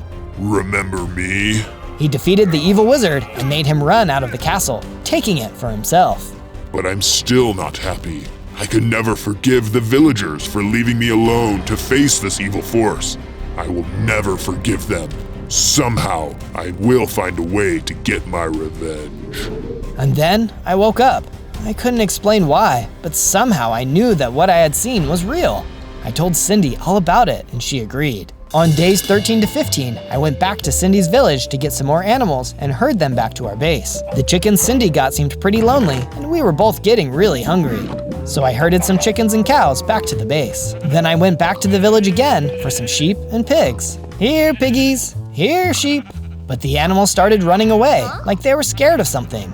I looked up, and there were those zombies again. There were even more of them than before, and this time, I didn't have Cindy and her bow and arrow to help me out. But I stood my ground instead of running away. I pulled out my sword to face them. Come and get it, zombies! As they approached, I took them down one by one. I don't have time for this. I have to help my friend, get back her parents, and rescue my dog. Get out of this village, now! As I defeated the zombies, I felt a surge of bravery and strength coursing through my veins, and I felt my heart grow in size. I'd gained 2 hearts too. As I looked down at my Grinch fingers, I noticed that they had gotten long, pointier, and claw-like. This made my attacks even faster. I'll be able to defeat Evil Steve in no time. I can't wait to show Cindy. On days 16 to 19, I brought the sheep and pigs back to the base, and I showed Cindy my new fighting skill. That's amazing! Now I just need to find some materials to upgrade our weapons. Then we can really make some progress. I'll get the animals settled, and you can start mining. With our plan sorted out, I started digging into a cave system and mining for materials. I found some iron. Nice! Now I can make iron tools. As I was gathering the iron, I spotted a little bunny. Aw, hi bunny. But as I got closer, I realized that this was no ordinary bunny. It had red eyes and was coming at me fast. It was a killer bunny. Oh geez, not now. Well, I guess it's time to test out my new abilities. The killer bunny leapt at me and attacked, but I was ready for it. I was here to steal Christmas, but I guess I can take on Easter too. I fought back, blocking the bunny and sending it flying back a few steps. It came at me again, but I swung my new long fingers and knocked it away. With a bit of time to gather myself, I pulled out my sword and slashed it back and forth until the killer bunny got scared and ran out of the mine and off into the woods. Hop along now, little bunny. Go pick on someone a little less awesome. Now, let me grab this iron. I took the iron back to my base, smelted it, and made a full set of iron armor and tools for me and Cindy. On days 20 to 22, I woke up to the sound of Cindy calling for me. Zozo, Mr. Grinch, we need to get ready. Are you here? I'm up. What's going on? I ran outside to see Cindy standing with an old man I hadn't seen before. Mr. Zozo Grinch, Evil Steve is on his way here right now. How do you know that? Because I just managed to escape from his castle, and I wanted to get back and find my granddaughter. I'm afraid I must have led him right to you. Wait, are you Cindy's grandfather? I am, but we don't have time for proper introductions. You need to get ready. I will do my best to help you fight him off, but I'm not a very strong fighter. If he's headed this way, then I'll meet him before he gets to the base. There's no time to waste. I grabbed my new iron sword and pulled on my brand new armor. I ran ahead, following the sound of Evil Steve's big, booming footsteps. There you are. I'm stronger than I was before. I'm not scared of you. You should be. You think a little more training and a simple iron sword will be enough? You're a fool. You're a bad banana with a greasy peel. Taking innocent dogs and villagers won't make up for what that wizard did to your family. Can't you find someone to turn them back into reindeer and just leave everyone else alone? It's too late for that. There will be no stopping me.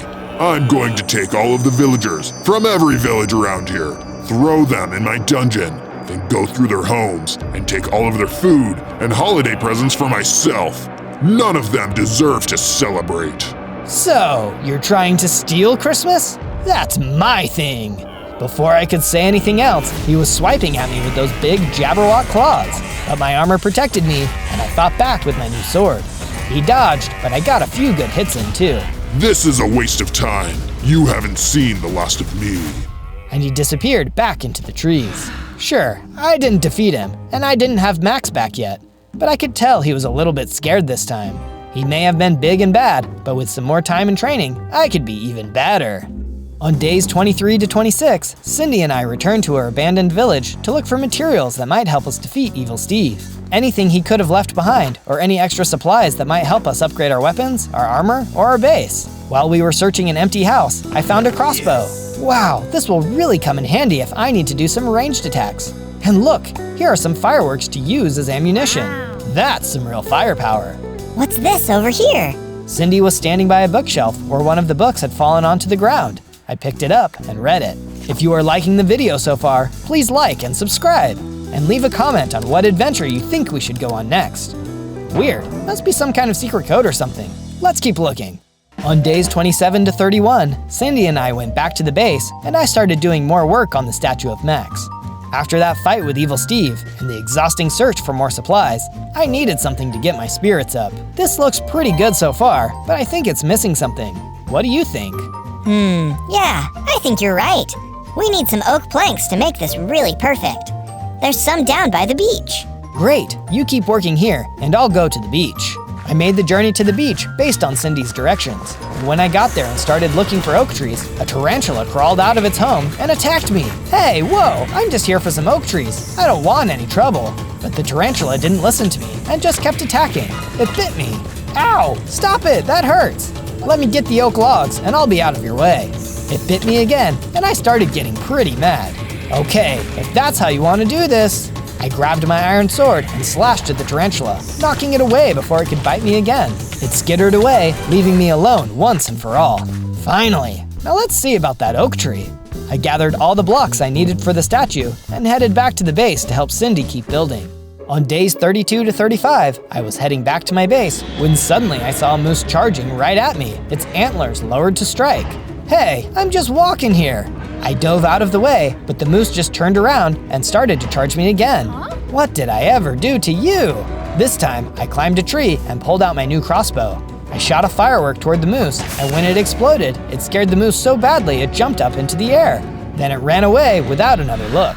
Wow, that was impressive. Who said that? I looked around but couldn't see anyone. Down here.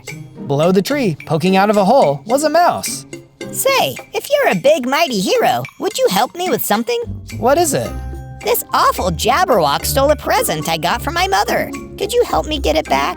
I'm trying to defeat him anyway. Where is it? I heard he has a bunch of his stolen loot stashed on an island nearby in a treasure chest. He keeps it there until it's time to bring it all to his castle. Don't worry, I'll get the present back. On days 36 to 39, I traveled to the island that the mouse had told me about. I used a raft to get across the water, and thankfully nothing attacked me on the way. When I finally made it to the island, I could see the treasure chest, but I could also see something else. There were soul vultures above the treasure chest, guarding it from anyone looking to take it. Oh no, what should I do about them? There's no way I can get the present back if they're up there waiting for me. What can I do? Should I try to use my crossbow to fight them off? Or should I try to sneak onto the island and use my long GRINCH fingers to grab the treasure chest without them noticing? There are a lot of them. I think I'd rather do the second one if I can. But I'll bring my weapons, just in case. On days 40 to 43, I hopped off my raft and got up onto the island without the soul vultures seeing me. I tiptoed onto the sand as carefully and quietly as I could and crawled along the ground toward the treasure chest. I stretched my fingers and grabbed the items from the treasure chest. Success! The soul vultures were still above me and hadn't seen a thing. Psst, excuse me. I turned and saw a mouse in a little cage behind me. The key to this cage was in that treasure chest. Could you help me out? Yes, but we will have to move fast. I pulled the key out, then unlocked the cage and released the mouse. No, thank you so much. Quick, let's get out of here. I went back to the raft and the mouse followed me as well. The soul vultures finally realized what had happened, but we were long gone and paddling back across the water.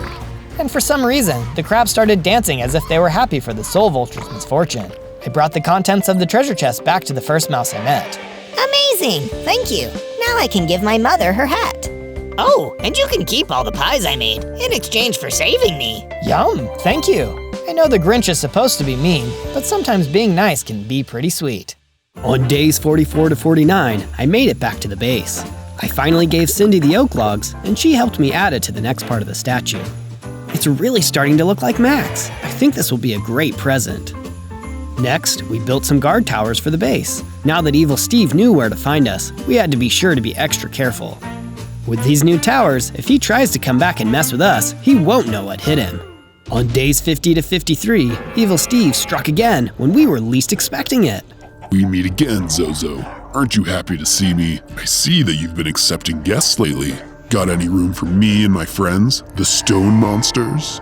Oh no, it looks like he really does have an army of stone monsters. My crossbow bolts will probably bounce right off of them. Cindy Lou, take your grandpa and hide in the base. It's too dangerous for you to be out here. But Zozo. Just go, it's okay. I can handle myself. Cindy and her grandpa ran back to the base. I had to buy them some time. Either you let us in, or we'll bring you and your friends back to my castle. We have plenty of room for our new guests. We're staying exactly where we are, Evil Steve. You really think you're better at stealing than the Grinch? No, but I'm better at kidnapping. Get 'em, boys. That's when the stone monsters came at me. I'm so glad I made those iron weapons and tools, or I would have never stood a chance. They came at me one by one, and I struck at them with my sword until they were either knocked down or ran away. But wait, where's Evil Steve? Zozo, help me. Cindy Lou, I'm on my way. I ran inside and found Cindy Lou crying. She seemed really upset. Zozo, Evil Steve came in here. He took my grandpa. I don't know what to do. It's okay, Cindy. We'll get him back, no matter what. I went outside of the base, and that's when the last few stone monsters attacked. They'd just been a distraction, while Evil Steve kidnapped Cindy Lou's grandpa. I defeated the last few stone monsters with my sword, and I got another upgrade. I worked my way up to 7 hearts and got a new skill, Grinch Sneak. Because the Grinch is so good at sneaking around, I'll be able to sneak into places without being found. You'll never see me coming, Evil Steve. On days 54 to 57, I decided our base needed better security. We don't want any repeats of last time. And it made sense. After all, the Grinch doesn't like visitors. For my security system, I decided to go classic, a massive fence. But it's not like Evil Steve would be afraid of a little fence. I needed to get serious. That's why I added more guard towers. Now that's a Grinchy security system. After that, I decided I needed a little more information about what Evil Steve was planning. If I was going to steal back Cindy Lou's grandpa, I couldn't go in unprepared. That's why I went back to the plains to talk to the mouse I helped out earlier. Hey, Mr. Mouse, Evil Steve kidnapped my friend's grandpa and my dog Max. I want to help get them back, along with all other kidnapped people. Do you have any idea what he's planning? Well, I've always tried to avoid Evil Steve myself, with him being evil and all, but I know every year he hosts a big Christmas party, and he makes all his prisoners go, whether they want to or not. If you're planning on sneaking in, that'll probably be the best time. Now there's an idea. Maybe stealing Evil Steve's Christmas wouldn't be such a bad thing. On days 58 to 62, I decided it was time to upgrade my armor. Iron was fine and all, but for going after the big boss, I needed something serious. That's right, it's time for the Grinch to get his long, Grinchy hands on some diamond armor and weapons. But getting your hands on diamond armor isn't easy. I found a huge dark cave and decided to explore it, but eventually I got to a dead end. Well, I guess sometimes the only way to go is down. I started mining deep into the ground with my iron pickaxe. That's when I discovered an even deeper part of the cave where lava was flowing. But hey look, there's a diamond deposit. You know what they say, diamonds are Grinch's best friend. At least, I think that's the expression. The last thing I expected was for this cave to be haunted. A ghost ancient warrior popped out of the wall and started attacking me. I'm sorry for disturbing your burial grounds. I just wanted some diamonds, I swear. But he didn't listen to reason. He kept attacking me. So I needed to pull out my sword and defend myself. I even fired my crossbow a few times. I've heard of ghosts of Christmas past, present, and future, but this is something else. Thankfully, I'm a much stronger fighter than I used to be.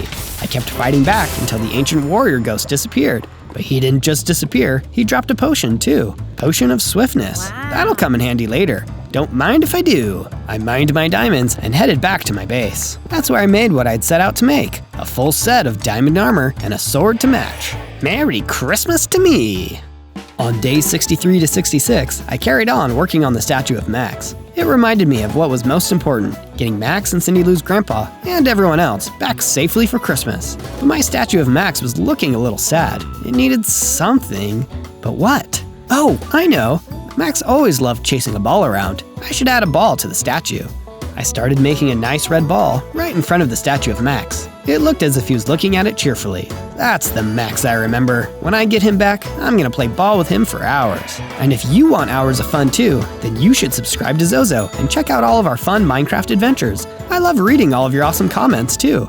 On days 67 to 70, it was finally time to stage my first rescue mission. The mouse told me that Evil Steve keeps all of his prisoners in his massive castle. If Max and Cindy Lou's grandpa are gonna be going to any Christmas parties this year, it'll be mine. Whoa, look at that castle. It's so creepy. Why would anyone want to go to a Christmas party in there? Uh-oh, looks like he's got some more minions outside. Are those undead warriors? They make zombies look like sweet old grandmas in comparison. Evil Steve doesn't mess around when it comes to home defense. Maybe I should get some of those for my base. But I needed to worry about that later. How can I fight my way in? If I just go in, swords blazing, I might have attracted too much attention. I need to create a distraction. This is where my crossbow came in. I aimed it carefully from a hidden position and fired a bolt at a random corner of the castle walls. That got their attention. Then, I needed to move fast. Lucky for me, I had a potion of swiftness. While the undead warriors were on their way over, I took the potion and then used my Grinch sneak skill to slip right past them and made my way into the castle, right under their nose. Now I'm really living up to my Grinchy reputation. On days 71 to 74, I made my way deeper into Evil Steve's castle. It was somehow even creepier on the inside. After exploring for a bit, I opened a door at the end of the hall, and behind the door was a bunch of undead warriors waiting for me. Guess those undead warriors were way smarter than I gave them credit for. I'm totally surrounded. Do you think we can just talk this out? The undead warriors didn't feel like talking. Actually, I don't even know if they can talk, but they sure can fight. I pulled out my diamond sword and went toe-to-toe with Evil Steve's undead warrior security force. They jumped at me one by one, and every single one of them gave me a run for my money.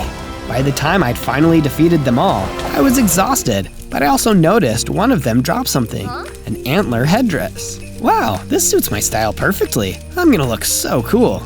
Not only was the antler headdress a strong fashion statement, it also gave me increased knockbacks on my attacks, an additional half a heart, and healed me when I was in a pinch. But personally, I think the coolest part of it all was that I'd have antlers, just like Evil Steve. I was so obsessed with my cool new hat that I almost didn't notice the giant door at the end of the hall. That looks like the door to the dungeon. Don't worry everybody, Zozo is coming to save you. On days 75 to 78, I finally broke into the dungeon in Evil Steve's castle. It was huge. I couldn't even count how many villagers he had packed into cells. I even recognized the farmer who'd chased me off from my first day.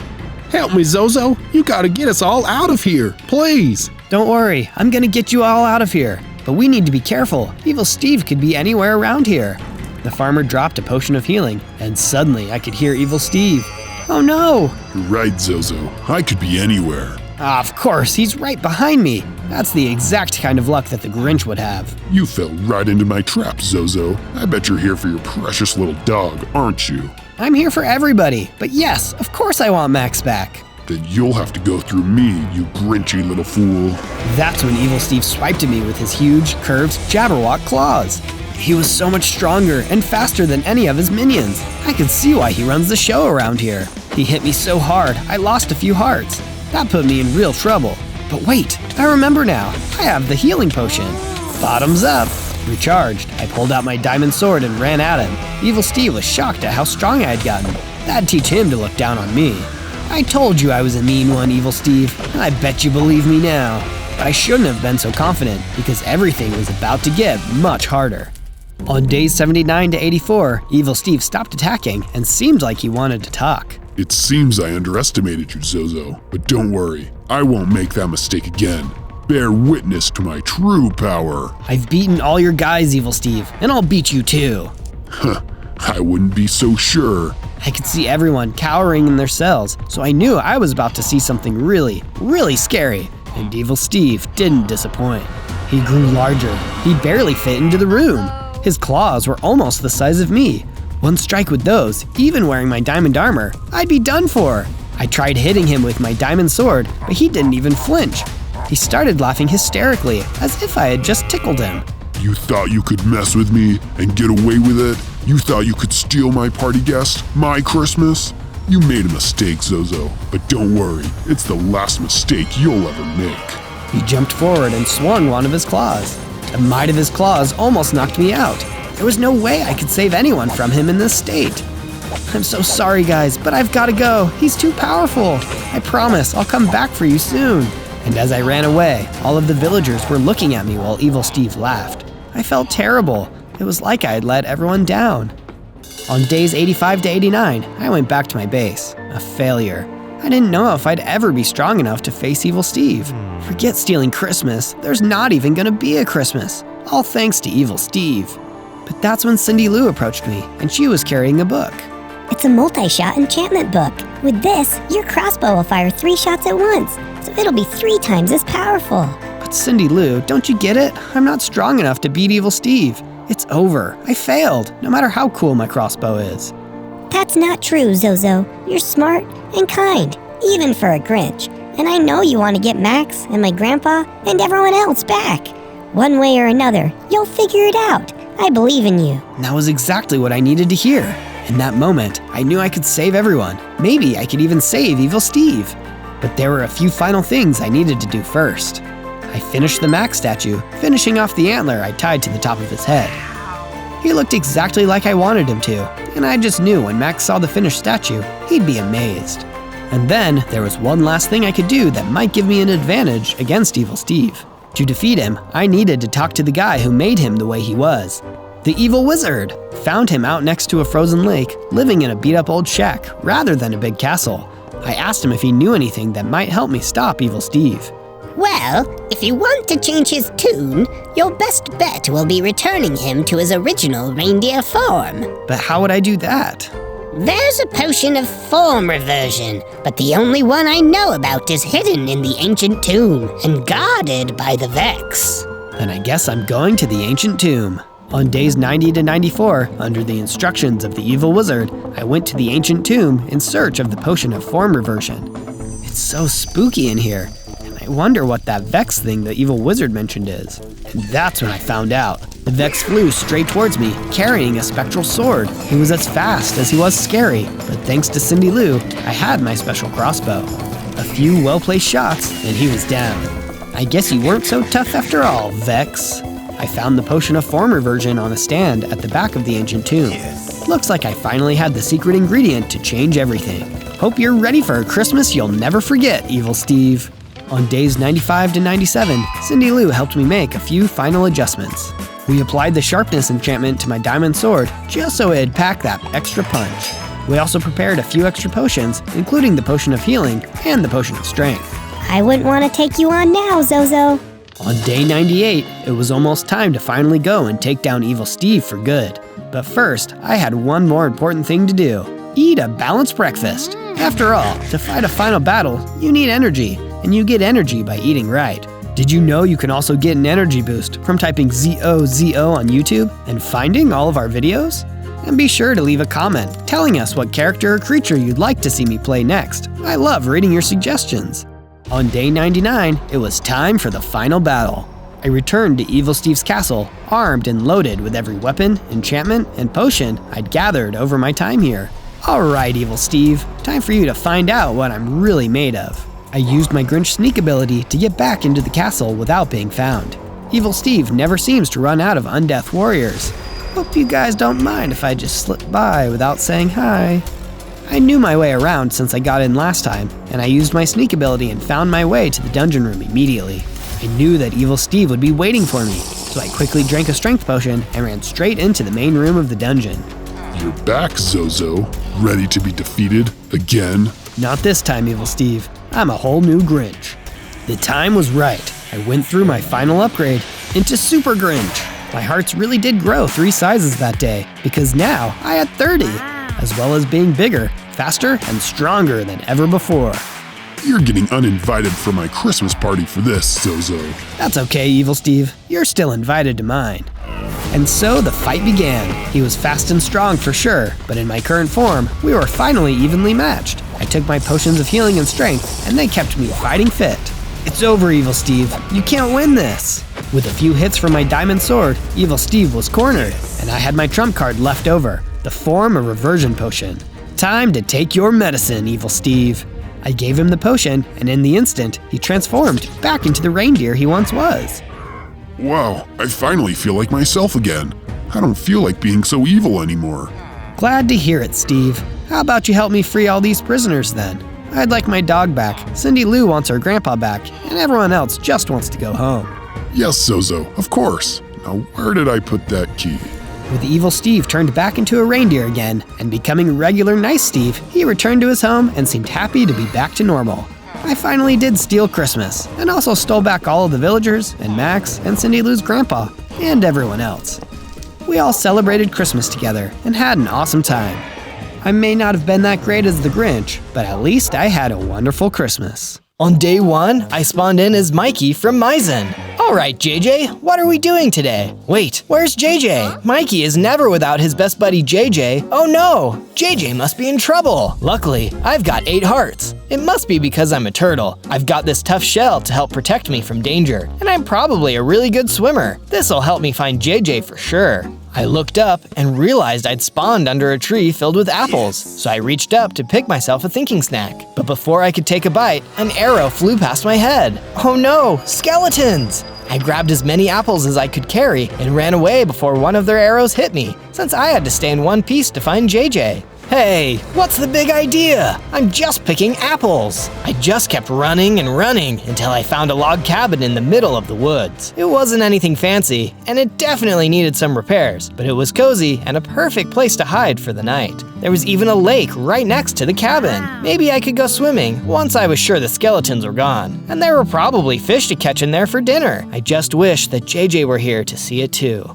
On day 2, I went exploring around the lake and gathered some wood. I gathered enough wood to make an axe. I could use it to fix up the cabin for when I found JJ. Next, I went back to the apple tree to gather some more fruit. Hey, with enough apples, maybe I could even make a pie. But I didn't have the chance to think too much more about that because there was a gremlin chef coming up to pick apples too. Please don't take all the apples. I need at least 4. Don't worry, I left you plenty. Oh, thank you. I was worried. Have you seen my friend JJ? He's missing. Don't know anyone by that name, I'm afraid. Someone in the village might. You should go ask around. Thanks, I will. Just be careful. Someone's been stealing animals and supplies around here. Maybe they took your friend, too. I sure hoped not, but if JJ was in trouble, I would find a way to help him. Thank you, Chef. Good luck with whatever you're making. It's pie. Great minds think alike. And I guess he was pretty great. I took my apples back to the cabin, and along the way I found some sticks and string. I used them to craft a fishing rod and went fishing in the lake. I caught 3 fish. On day 3, I decided to work on fixing up the cabin as much as I could. I patched some holes in the wall and added a fence all around it for some extra protection. While I was working on the cabin, I found a secret back room. It was hidden behind a picture hanging on the wall. There was so much space back there. I had no idea. If I couldn't find that room without looking super carefully, then I was willing to bet no monsters would be able to find me in there either. I decided to make the secret back room my new base and got to work filling it with everything I found so far: the apples, the fish, and my tools. Then I went back to the lake to try and catch some more fish. Before I started fishing, I saw a block near the trees that looked a little strange. I used my pickaxe to break it open, and inside was a nasty silverfish. I should have been more careful. I knew they could contaminate blocks in some areas. I managed to fight off the silverfish, and when I got finished, I felt myself getting stronger. Defeating them made me a better fighter, and I knew I could handle the next enemy way better. Clearly, the exercise helped, because now I had 10 hearts. I was so excited, I swam around the lake, and I was an even faster swimmer too. What an exciting day, but I couldn't lose sight of my goal. I had to find JJ. On day 4 to 5, I was walking toward the village to see if anyone there could help me find JJ. On the way, I found a bush full of sweet berries. I stopped to pick some of the berries when all of a sudden I was surrounded by skeletons again. This time, there was no way for me to run away. Why are you doing this? What do you want? The boss wants us to bring you to him, just like your little friend. JJ, you know where he is? Of course we kidnapped him, in the service of the fallen king. Who is that? Wouldn't you like to know? Yes, I would. That's why I'm asking. Enough talking. You're coming with us. But I was stronger this time than I was before. I'd have to face them, and I wasn't going anywhere without a fight. The skeletons started closing in on me, but I pulled out my axe and started swinging as fast and as hard as I could. I wasn't sure if I'd make it. There were so many of them, but I fought hard and used my newfound strength and speed to get them tired out and taken down. Then I grabbed my berries and ran back to my base, safe and sound. But I still had so many questions. What did they do with JJ? Where did they want to take me, and why? And who was the fallen king? And what did he have planned? I needed to get a good night's rest because there was definitely a big fight waiting for me in the days to come. On days 6 to 8, I found a cave in the woods where I could do some mining. I was going to need a lot more tools if I was going to find the fallen king and get JJ back from him. Wow, this cave is amazing! Look at all of this stuff! I found some flint, coal, iron, and even some gold. I took all the materials back to my base, crafted some furnaces, and crafted a pickaxe, a sword, a bow and arrow, and a pair of shiny gold boots. These will help protect me when I go up against those skeletons again. It had gotten pretty dark by the time I was finished, and I heard some strange noises coming from outside my cabin. I looked outside, and there were a bunch of ghast trying to get inside. They were floating by the fence, opening their mouths and getting ready to shoot fireballs at me. You picked the wrong cabin to mess with. If you just turn around and leave, we won't have to have any trouble. Otherwise, I'm going to get my bow and start firing arrows, and you won't like that very much. I waited for them to leave, but they didn't listen to my warning. Time to fight some ghast then. I grabbed my bow and shot the first arrow. Before long, they were retreating, running away from the cabin like they were scared of me. I guess they were. With my new equipment, I was even tougher than before. With the danger gone for now, I hopped into bed to get some well-deserved rest. On days 9 and 10, I finally made it into the village. I was looking for answers, but I was also looking for some more supplies. I couldn't keep eating apples, berries, and fish. I needed all my strength if I was going to find JJ and defeat the fallen king. But when I arrived in the village, something was wrong. All of the shops had their doors closed and locked, and no one was walking around outside. It was as if they were all hiding in their houses. Hello? Anyone here? But no one answered. Maybe they were scared of me, but why? I was just a friendly turtle, looking to buy some food and ask some questions. Someone opened their door and pushed out one loaf of bread, before closing it and locking it again. Oh, that must be for me. Thank you. I took the bread and headed back to my base. As I made my way through the woods, I saw a dark figure standing between the trees. He was wearing black armor with purple horns. So, this is where you've been hiding. Who are you? Don't you know by now? After all, I am the one who took your friend. The Fallen King. What have you done with JJ? I'll tell you, if you just come with me. Never! I drew my sword, ready to battle with him, when suddenly a friendly cat jumped out of a tree and landed in front of me. No, don't do it. He's too strong to take on by yourself. But he has JJ. He took my friend too.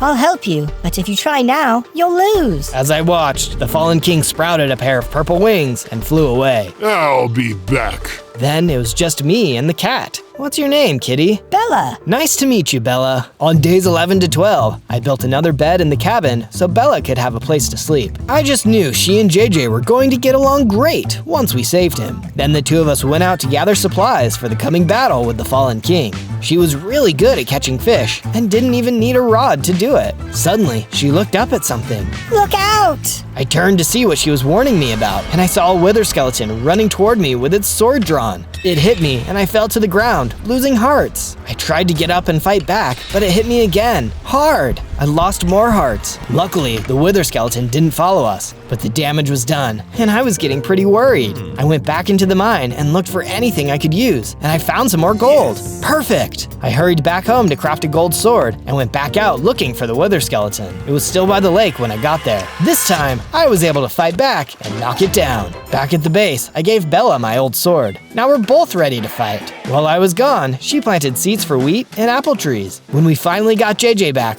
I just knew he was going to love the amazing base we were making together. On days 13 to 15, I was working on the cabin when Bella came and found me. There's something you need to see. What is it? I found a book. I think it's about the Fallen King. Take a look. It looked like it was decades old, and the pages were almost falling out. I picked up the book and started to read. Long ago, there was a greedy king. He was an ordinary man, but his evil heart made him seem more like a monster. All day long, he would steal from his villagers, taking their food, their gold, and even kidnapping people to take to his castle. There, he would force them to compete in challenges for their freedom, trying to see which one was the strongest, the toughest, and the smartest. When he found the winner, he would defeat them in a challenge one-on-one to show that he was the very best in all the land. The people rose up and stormed his castle, rebelling against all the pain and strife he had caused. But the king had a secret plan in place, and just when they thought they had defeated him, he became something else. A shadowy warrior with purple wings and horns. He went into hiding, but promised to one day return to take back the throne once again. When the Fallen King returns, only a brave hero, led by the power of goodness and friendship, will be able to stop him. But what did any of that have to do with me? It's you. You're the hero. No, I'm just me. I can't defeat some magical king. I just want to get my friend JJ back so we can have fun exploring. But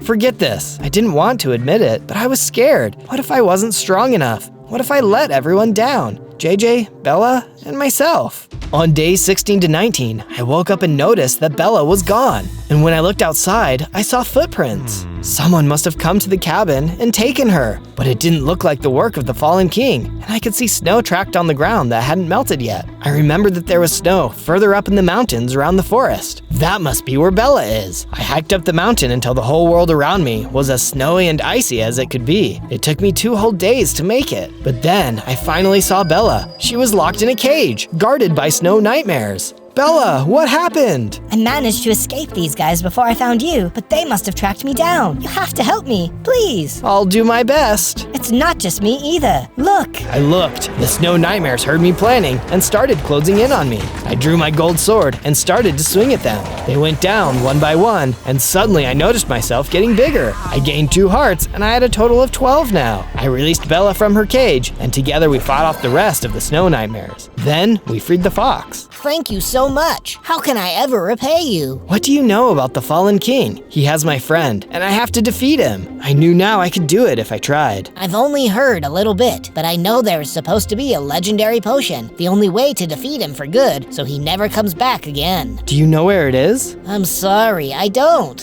I don't even know for sure if it's real. And with that, the fox scurried away. But we knew more than we did before, and tomorrow we would start looking for the potion. On days 20 to 22, we made it back to the cabin and found it covered in even more gas. Get out of here, you creeps! I started firing arrows at them with my bow. They scattered before they could do any damage to the base, and Bella and I went inside. Tell me more about JJ. He sounds pretty special if you're going to all this trouble for him. He's my best friend. We do everything together. Or we did, before the Fallen King's skeletons kidnapped him. But he always knows how to have fun. He's the best at challenges, and he supports me through the good and the bad times. Maybe we could do something to honor him, to remember what you're fighting for, like build a statue. That's a great idea. Before I went to gather supplies for the statue, I placed torches all around the perimeter of the base. This should keep any more nasty monsters out. With that long overdue change taken care of, I went to harvest some wood for the great big statue we were going to build of JJ. I found some chickens and harvested their feathers. Back at the cabin, I cleared a whole bunch of grass and blocks to make space for the statue. Then Bella and I got to work building. It was so much easier with Bella there to help. Work always goes by faster when you have a friend lending a hand, or a paw. And hey, by the way, thank you for watching. If you liked the video so far, that would mean the world to me if you subscribed and turned on notifications. That way, you'll be sure to catch my next adventure. Thanks! On days 23 to 26, I was in the cabin when suddenly a skeleton came up to the door. He was wearing full armor and carrying a big, impressive sword. Get out of here, bonehead!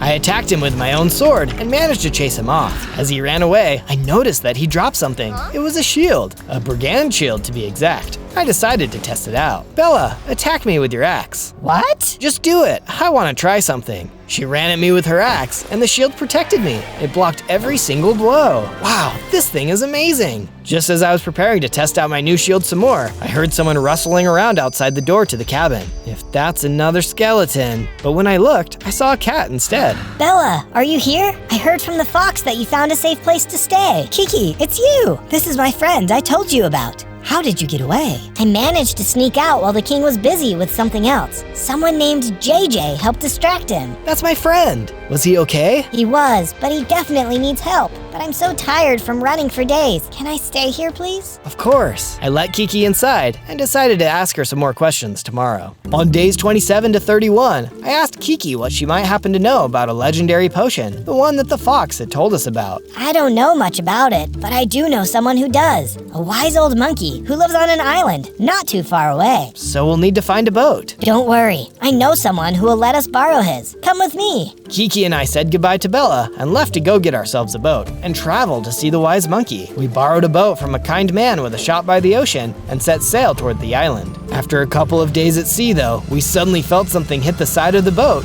shaking it all over. What was that? I looked over the side of the boat into the water and saw a huge shark ramming itself into the boat. It snapped its teeth at me and tried to bite me. No way, we've got places to be. I shot an arrow at the shark, but I missed. It tried to bite the boat, but I fired another arrow. This time, I hit it. Wounded, the shark swam away and out of sight. I guess these waters are more dangerous than I thought. We'll have to keep an eye out for more trouble. Somehow, I had the feeling we would encounter more danger before we had everything we needed, but it was all worth it to find my friend. On days 32 to 35, we found a hut along the beach surrounded by palm trees full of coconuts. I stopped to pick some coconuts to take back to my base. Hey, those are my coconuts. Oh, I'm so sorry. I didn't know. Excuse me, are you Wise Jim? Who's asking? I'm Kiki, and this is my friend. We heard you might know something about the legendary potion of light. I might, but how do I know I can trust you? We're preparing to fight the Fallen King. He has my friend, JJ, and we need to rescue him. So you're looking for the potion, eh? We all turned around, and there was the Fallen King, hovering over the water with his wings spread out wide. You'll never find it, and you'll never defeat me. Get ready for a beating, Fallen King. We won't let you get away with this. Oh, really? You and what army? Find me when you're ready. Pathetic. Then the Fallen King turned and left, leaving us looking on angrily. We turned to Wise Jim, the monkey. Would you like to come back with us to our base? It should be safer there. Yes, please. Let me just pack a bag. And he grabbed as many coconuts and bananas as he could carry. Okay, now I'm ready. So with plenty of snacks for the journey, we all boarded the boat together. On days 36 to 39, I had arrived back at the base with Kiki and our new friend, Wise Jim. Well, he enjoyed some bananas and took in the new view. Kiki, Bella, and me all got to work, building a new area for him to stay in. We added a treehouse onto one of the trees just outside the cabin. Here, this is just for you. We hope you like it. Like it? I love it! Once he was all settled, I decided to ask him what he knew about the legendary potion, or the Potion of Light. The Potion of Light! Yes, I've heard many stories about it. I can't say for sure where it is hidden, but I do know that it is buried in an abandoned mineshaft out in the Badlands. But be warned, it is a harsh landscape, and there are no friendly creatures that live there. The Badlands, huh? Sounds pretty bad. I'll need to make sure I prepare before I go. Before I could leave for the Badlands, though, Bella and I needed to work on the next part of the JJ statue. I couldn't help but feel like if I could finish it before I faced off against the fallen king, I would be brave enough to rescue the friend it represented.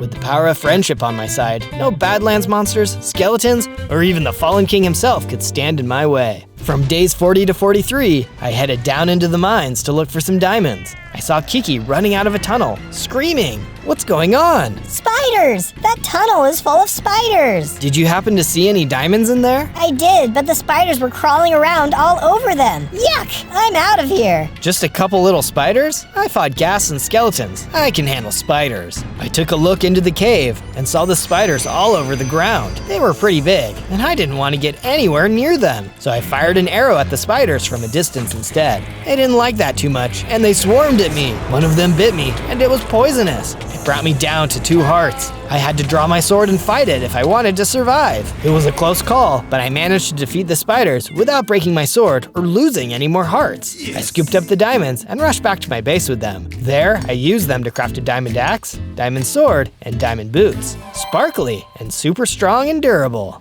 On days 44 to 49, I journeyed to the Badlands in search of the underground mineshaft where the potion of light was hidden. Wow, look at all of this sand, and it's so hot out. I hope I can find the potion fast. I'm already getting thirsty. As I was walking through the sand and looking for some shade to take a quick break in, I suddenly locked eyes with an Enderman. Uh-oh. But then I remembered, I was much stronger than I had been before, and I had all my upgraded gear. This was going to be a snap.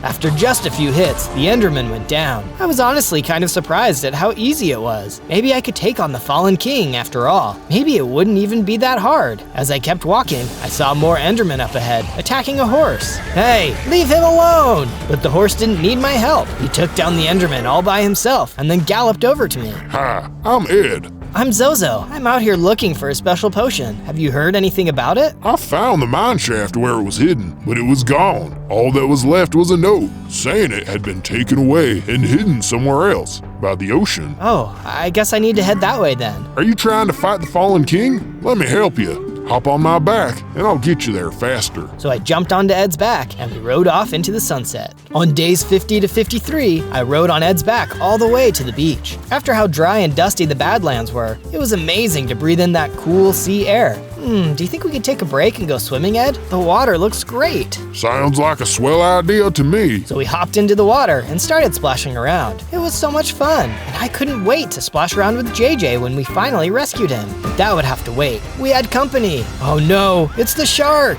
That's right, the shark was back, and he looked hungry. He was a super scary enemy before, but that was before I got my diamond sword. Take that, Sharky! With a few strong hits, I was able to turn this shark into sushi, and Ed and I were safe again. Now it was time to look around. Maybe the legendary potion of light was around here somewhere. That's when we found a little cove on the edge of the beach and the friendly ocean nymph that lived there. I asked her about the note telling us we could find the potion of light on the beach, but she told us if the potion was ever here, it's gone now. Bummer! How am I ever going to fight the Fallen King and save my friend JJ? I think the friendly ocean nymph felt bad for me because she gave me a diamond helmet to match my axe, sword, and boots. I'm even tougher now. On days 54 to 57, I decided I needed to beef up the base's security to keep me and my friends safe from the Fallen King. After all, he's attacked us before, he could always do it again. Maybe the base needed a bigger wall, made of stone this time. If I mine enough stone to make a big strong wall, there's no way the Fallen King's forces are gonna get in and kidnap us. So that's exactly what I did. When I'd finished mining the stone and building the wall, I put torches along the top for extra safety. That's when Wise Jim came over. Hey! I've been whipping up a new enchantment that'll help you defeat the Fallen King, but I need a favor. Some zombies have been hanging around my favorite banana tree. Go scare them off. That enchantment sounded pretty sweet, so I grabbed my bow and arrow and went after the mob of zombies hanging around Wise Jim's favorite banana tree. I've gotten so strong now, these guys are no challenge for me. I ran in, firing arrow after arrow, until those nasty zombies were running for the hills. I know JJ would have been so proud of me. When I went back to Wise Jim, he gave my diamond sword an unbreakable enchantment, making it stronger and tougher than it had ever been. I bet the Fallen King is shaking in his boots. Don't worry, JJ. I'm almost strong enough to come and save you. On days 58 to 62, things got serious. It all started when I was working on my JJ statue. I think I was about half done, and it was looking great. I needed to make it perfect, so when I rescued JJ and all my new friends got to meet him, he'd be able to see what a good job I did. I was so wrapped up in making the statue perfect, I didn't even notice that some of the Fallen King's scariest goons were on their way. A gang of skeletons in full diamond armor with diamond swords. This has gone on far enough. The Fallen King has sent us to crack your shell, destroy your base, and leave nothing standing. Give up or face our wrath. But there was no way I was going to give in. I told Bella and Kiki to hold inside the base and make sure nobody got in, while Wise Jim and I took on the diamond skeletons. Let's show these boneheads who's boss. But the fight was way harder than we thought. The Fallen King must have sent some of his best men, because as we fought, they just wouldn't go down. Thankfully, Wise Jim and I fought hard enough to defeat some of the diamond skeletons and send the rest running. We were just about to celebrate when one of the fleeing skeletons fired an arrow from the woods and hit Wise Jim. No! I tried to help, but it was already too late. Wise Jim was gone. On day 63 to 66, I chased the diamond skeleton into the deep dark forest as he ran away. He destroyed Wise Jim, and I needed to avenge him. There was no way I'd let them escape, no matter how spooky the deep forest got. Get back here. You want to fight? Let's fight! I backed him into a corner and threatened him with my unbreakable diamond sword. Tell me, where can I find the legendary potion of light? You'll never get it. It's being guarded by one of the Fallen King's strongest warriors at the bottom of the King's Royal Gold Mine. And besides, you're not leaving this forest alive. That's when the other surviving diamond skeletons came out of the woods around me. Oh no, this whole thing was a trap. They were trying to lure me away from the base this whole time. This is for you, Wise Jim. I'll never forget you. That's when I fought the strongest I ever fought and defeated all of the skeletons except one, who was shaking with fear. Thankfully, he could still be useful to me. Tell me, where can I find the Fallen King's Royal Gold Mine? On day 67 to 70, using the last diamond skeleton's instructions, I made my way to the Fallen King's Royal Gold Mine. It was huge and horrible. Villagers that the Fallen King had kidnapped were being forced to mine gold for him, or they'd be attacked by some of his skeleton warriors. Don't worry, guys, I'm gonna get you out of here. Who's the boss around these parts? The captured villagers told me to travel further into the mine, where I'd meet one of the Fallen King's strongest warriors, Dorzen, the Soul Eater, a huge red monster with a scary smile and a fist made of stone. He was so tough, even my diamond sword would have trouble hurting him. He was waiting next to a pit filled with lava. It isn't too late to give up, Dorzen. Tell me where to find the potion of light and let all these villagers go, and I won't have to hurt you. But Dorzen wasn't interested in talking this out. I don't even know if he could talk. He just attacked me and managed to take all of my hits while beating me again and again.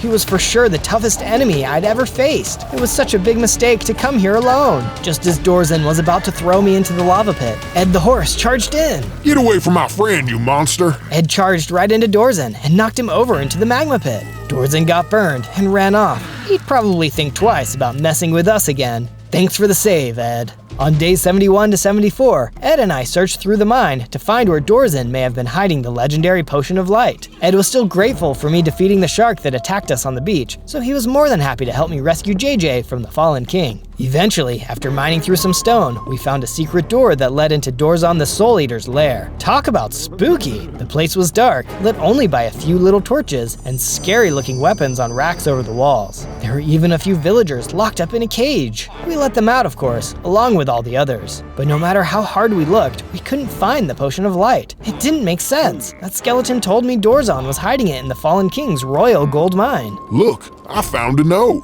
What does it say, Ed? I don't know. Horses can't read. He was right, so I took a look at the note. It came directly from the Fallen King. It said, Well, it looks like you found your way into my mind. Exactly as I expected. You're an impressive one. I can see why JJ talks about you all the time. If you care about him, I suggest you stop looking, or both of you are going to get hurt. Rats! Looks like the Fallen King was always one step ahead. On days 75 to 78, I headed back to the base to build some improvements and think about what I'd learned. After Wise Jim died, I was worried about Bella and Kiki, and I realized that if more of the Fallen King's army attacked, they needed a safe place to hide. I added an iron safe room to the inside of the base with a secure door and torches to ward off mobs. If someone attacked, they could hide in there while I fought off the bad guys. I had also taken some gold from the Fallen King's gold mine and turned it into a chest plate and some leggings. That's when Dorzon the Soul Eater returned, and Bella and Kiki ran off to hide in the new safe room. It was time for me and Dorzon to finish this. He was tough, even with his lava burns, but with my new armor, I was able to get an edge and defeat him for good. Dorzon won't be eating any more souls.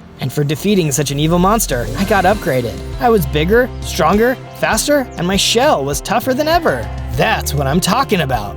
Let's see the Fallen King take me on now. That's when I noticed that Dorzon had dropped a note I was never meant to see, directly from the Fallen King. It read, "Once you've captured Zozo, take him to my mountain castle. My other operative will meet you there." And now he's gonna be meeting me. On days 79 to 84, I traveled alone to the Fallen King's mountain castle, where Dorzon was going to meet another one of the Fallen King's goons. Surely this guy would be able to direct me to the king himself. But when I finally arrived at the castle, after 2 days of mountain climbing, I didn't find any monsters waiting for me. I turned to see a Viking named Bjorn walking up behind me, carrying a diamond axe. "Hello, my friend. I see you too are seeking the Fallen King. He kidnapped one of my friends too. Maybe we can work together." That's a great idea. Let's do it. You can help me free my friend JJ, and I can help you free yours. Wait, how did you find out about this mountain castle, Bjorn? Good question. That's when Bjorn suddenly attacked me with his diamond axe. Thankfully, with my upgraded shell and a full set of armor, he couldn't do too much damage. I pulled out my diamond sword and hit him until he gave up and dropped his weapon. Bjorn was the Fallen King's other goon all along. Okay, Bjorn, if that is your real name, tell me where I can find the Fallen King. It is my real name, and the Fallen King's true base is in the Dread Palace, in the volcanic magma fields. But that's one of the most dangerous places on the map. How could anyone live there? The Fallen King is undefeatable. He can live anywhere he likes. And if you think you can just waltz in there and defeat him, then you've got a death wish, kid. On days 85 to 89, I made my way back to my base, feeling more doubtful than ever. Sure, I had a cool sword and a tough shell, but what's that worth compared to the Fallen King and his army of evil? What if there was no way for me to save JJ, and he just ended up being forced to mine gold for an evil king in a palace full of lava? I felt so down about all this that I decided to just go to bed. That's when Bella came and woke me up. She had some words of encouragement for me. Don't you remember the story? You're the hero who's destined to defeat the Fallen King. Maybe the story is wrong, Bella. He's so much more powerful than I thought. Even some of his foot soldiers were able to beat Wise Jim. How can I beat him? That's when Bella had a genius idea. Maybe you can use your natural skills against him. You're a turtle. You have a tough shell. Maybe you don't need armor. But why would I fight without armor? Isn't it obvious? The Fallen King wears a huge set of heavy armor. It's tough, but it slows him down. If you go in there without your armor, you'll still be tough because of your shell, but you'll be able to run circles around the Fallen King. Maybe that's the edge you need. It was a wild idea. So wild, it just might work. On days 90 to 94, I prepared for the final battle against the Fallen King and to rescue JJ. I removed my armor, just like Bella said. I was so much faster. I bet the Fallen King could never be this fast. I bet I can leave that meanie in the dust. But if I'm relying on my natural defenses, I'm gonna need to make sure I've got one heck of an attack. I needed to gather the material to upgrade my diamond sword and my bow. Enough that even the Fallen King and his strongest minions won't stand a chance. First, the sword. Using some of the knowledge from the books Wise Jim kept in his treehouse, I gave my unbreakable sword 3 more enchantments. Sharpness, which increases damage, knockback, which knocks my enemies back when I hit them, and finally, fire aspect, which sets my enemies on fire when I hit them directly. I can't wait to show JJ this awesome sword when I rescue him. Next, I upgraded my bow. Just like my sword, I gave it extra power, which makes it do even more damage. Then I gave it knockback so I could stun my enemies and knock them off their feet. And of course, flame, so my arrows will set my enemies on fire, just like my sword. Ha! The Fallen King isn't going to know what hit him. Hang in there, JJ. I'm gonna defeat the king, save you, and set everybody free. Believe it. On days 95 to 97, I started to get nervous. Sure, I was a lot stronger and faster, and had way more powerful weapons than I used to, but every time I'd faced the Fallen King before, he was so scary, I needed to run away rather than defeat him. What if he's got even more tricks up his sleeve? No, I can't think like this. I can't let him get into my head. This is just what he wants. To try and calm my nerves, I decided to finally finish my JJ statue. Even if I was too weak to take down the fallen king and save my friend from his clutches, I'd have this statue to remember him by. But when I actually finished the statue, everything changed. I realized it'd been the first time in almost 100 days that I'd seen JJ. But this wasn't JJ, it was just a statue. It couldn't talk to me, play games with me, do fun Minecraft challenges with me. It couldn't do anything that JJ could do with me. It could just sit there and remind me that he's gone. That's it. I can't afford to be a coward. Even if I'm afraid, even if I'm in danger, it's worth the risk to get JJ back. I know I'm strong enough to do this. It's time to take the fallen king down. And when JJ is here again, he's going to see this awesome statue that I made for him. There's just one more thing that I need to do first. On day 98, I spoke to my friends at the base, Bella, Kiki, and Ed the horse. I told them that I was going to go to the Dread Palace, take on the fallen king, and get JJ back. I want to come too. Yeah, let me tag along. Let's take down this evil guy. No, Kiki, Ed, you've put yourself in too much danger already. You two hang back and stay in the safe room. We've known each other the longest. We started this, so we'll finish this. Nobody can disagree with that. The two of us took the time to discuss a battle plan before we set off. After all, the fallen king had always been one step ahead, so we needed to make sure that we would be 2 steps ahead if we wanted to beat him. And with that, we were ready to set off. Anything else you want to say? Seeing as this might be the last time we see each other, if this goes badly and the fallen king captures us. Good luck! And make sure to subscribe to Zozo. Z-O-Z-O. We've got even more crazy, wild, and exciting adventures to come, where our hero fights diabolical villains, makes awesome bases and weapons, and meets more interesting friends, like us. All of us agreed, and with that, Bella and I set off for the Dread Palace. On day 99, the assault on the Dread Palace finally began. Just as we expected, the fallen king had the place heavily guarded. A bunch of diamond-armored skeleton warriors were assembled outside the front gate. But it's okay, we planned for this. Good luck, Bella, I believe in you.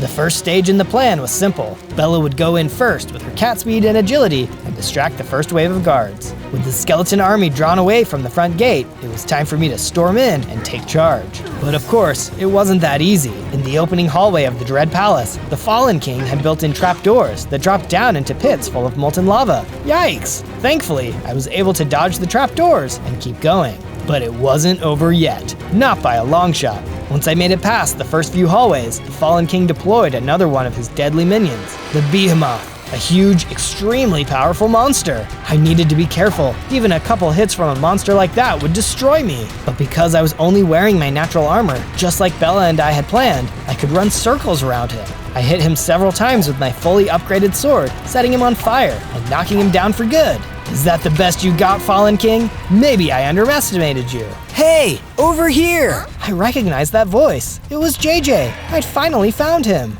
No time to waste. I ran over to the cell the Fallen King was keeping my best friend in and set him free. I was so excited to be hanging out with him again. But we weren't done yet. I told him to head back to our base. I have some unfinished business to take care of. On day 100, with JJ saved, I needed to make sure he and everyone else was never captured again. I needed to fight and defeat the Fallen King once and for all. I ran deeper into the Dread Palace, sword and bow ready to take on anything I saw. First, more diamond-armored skeletons, which I was able to take out with a quick volley of arrows. Bam! Bam! Bam!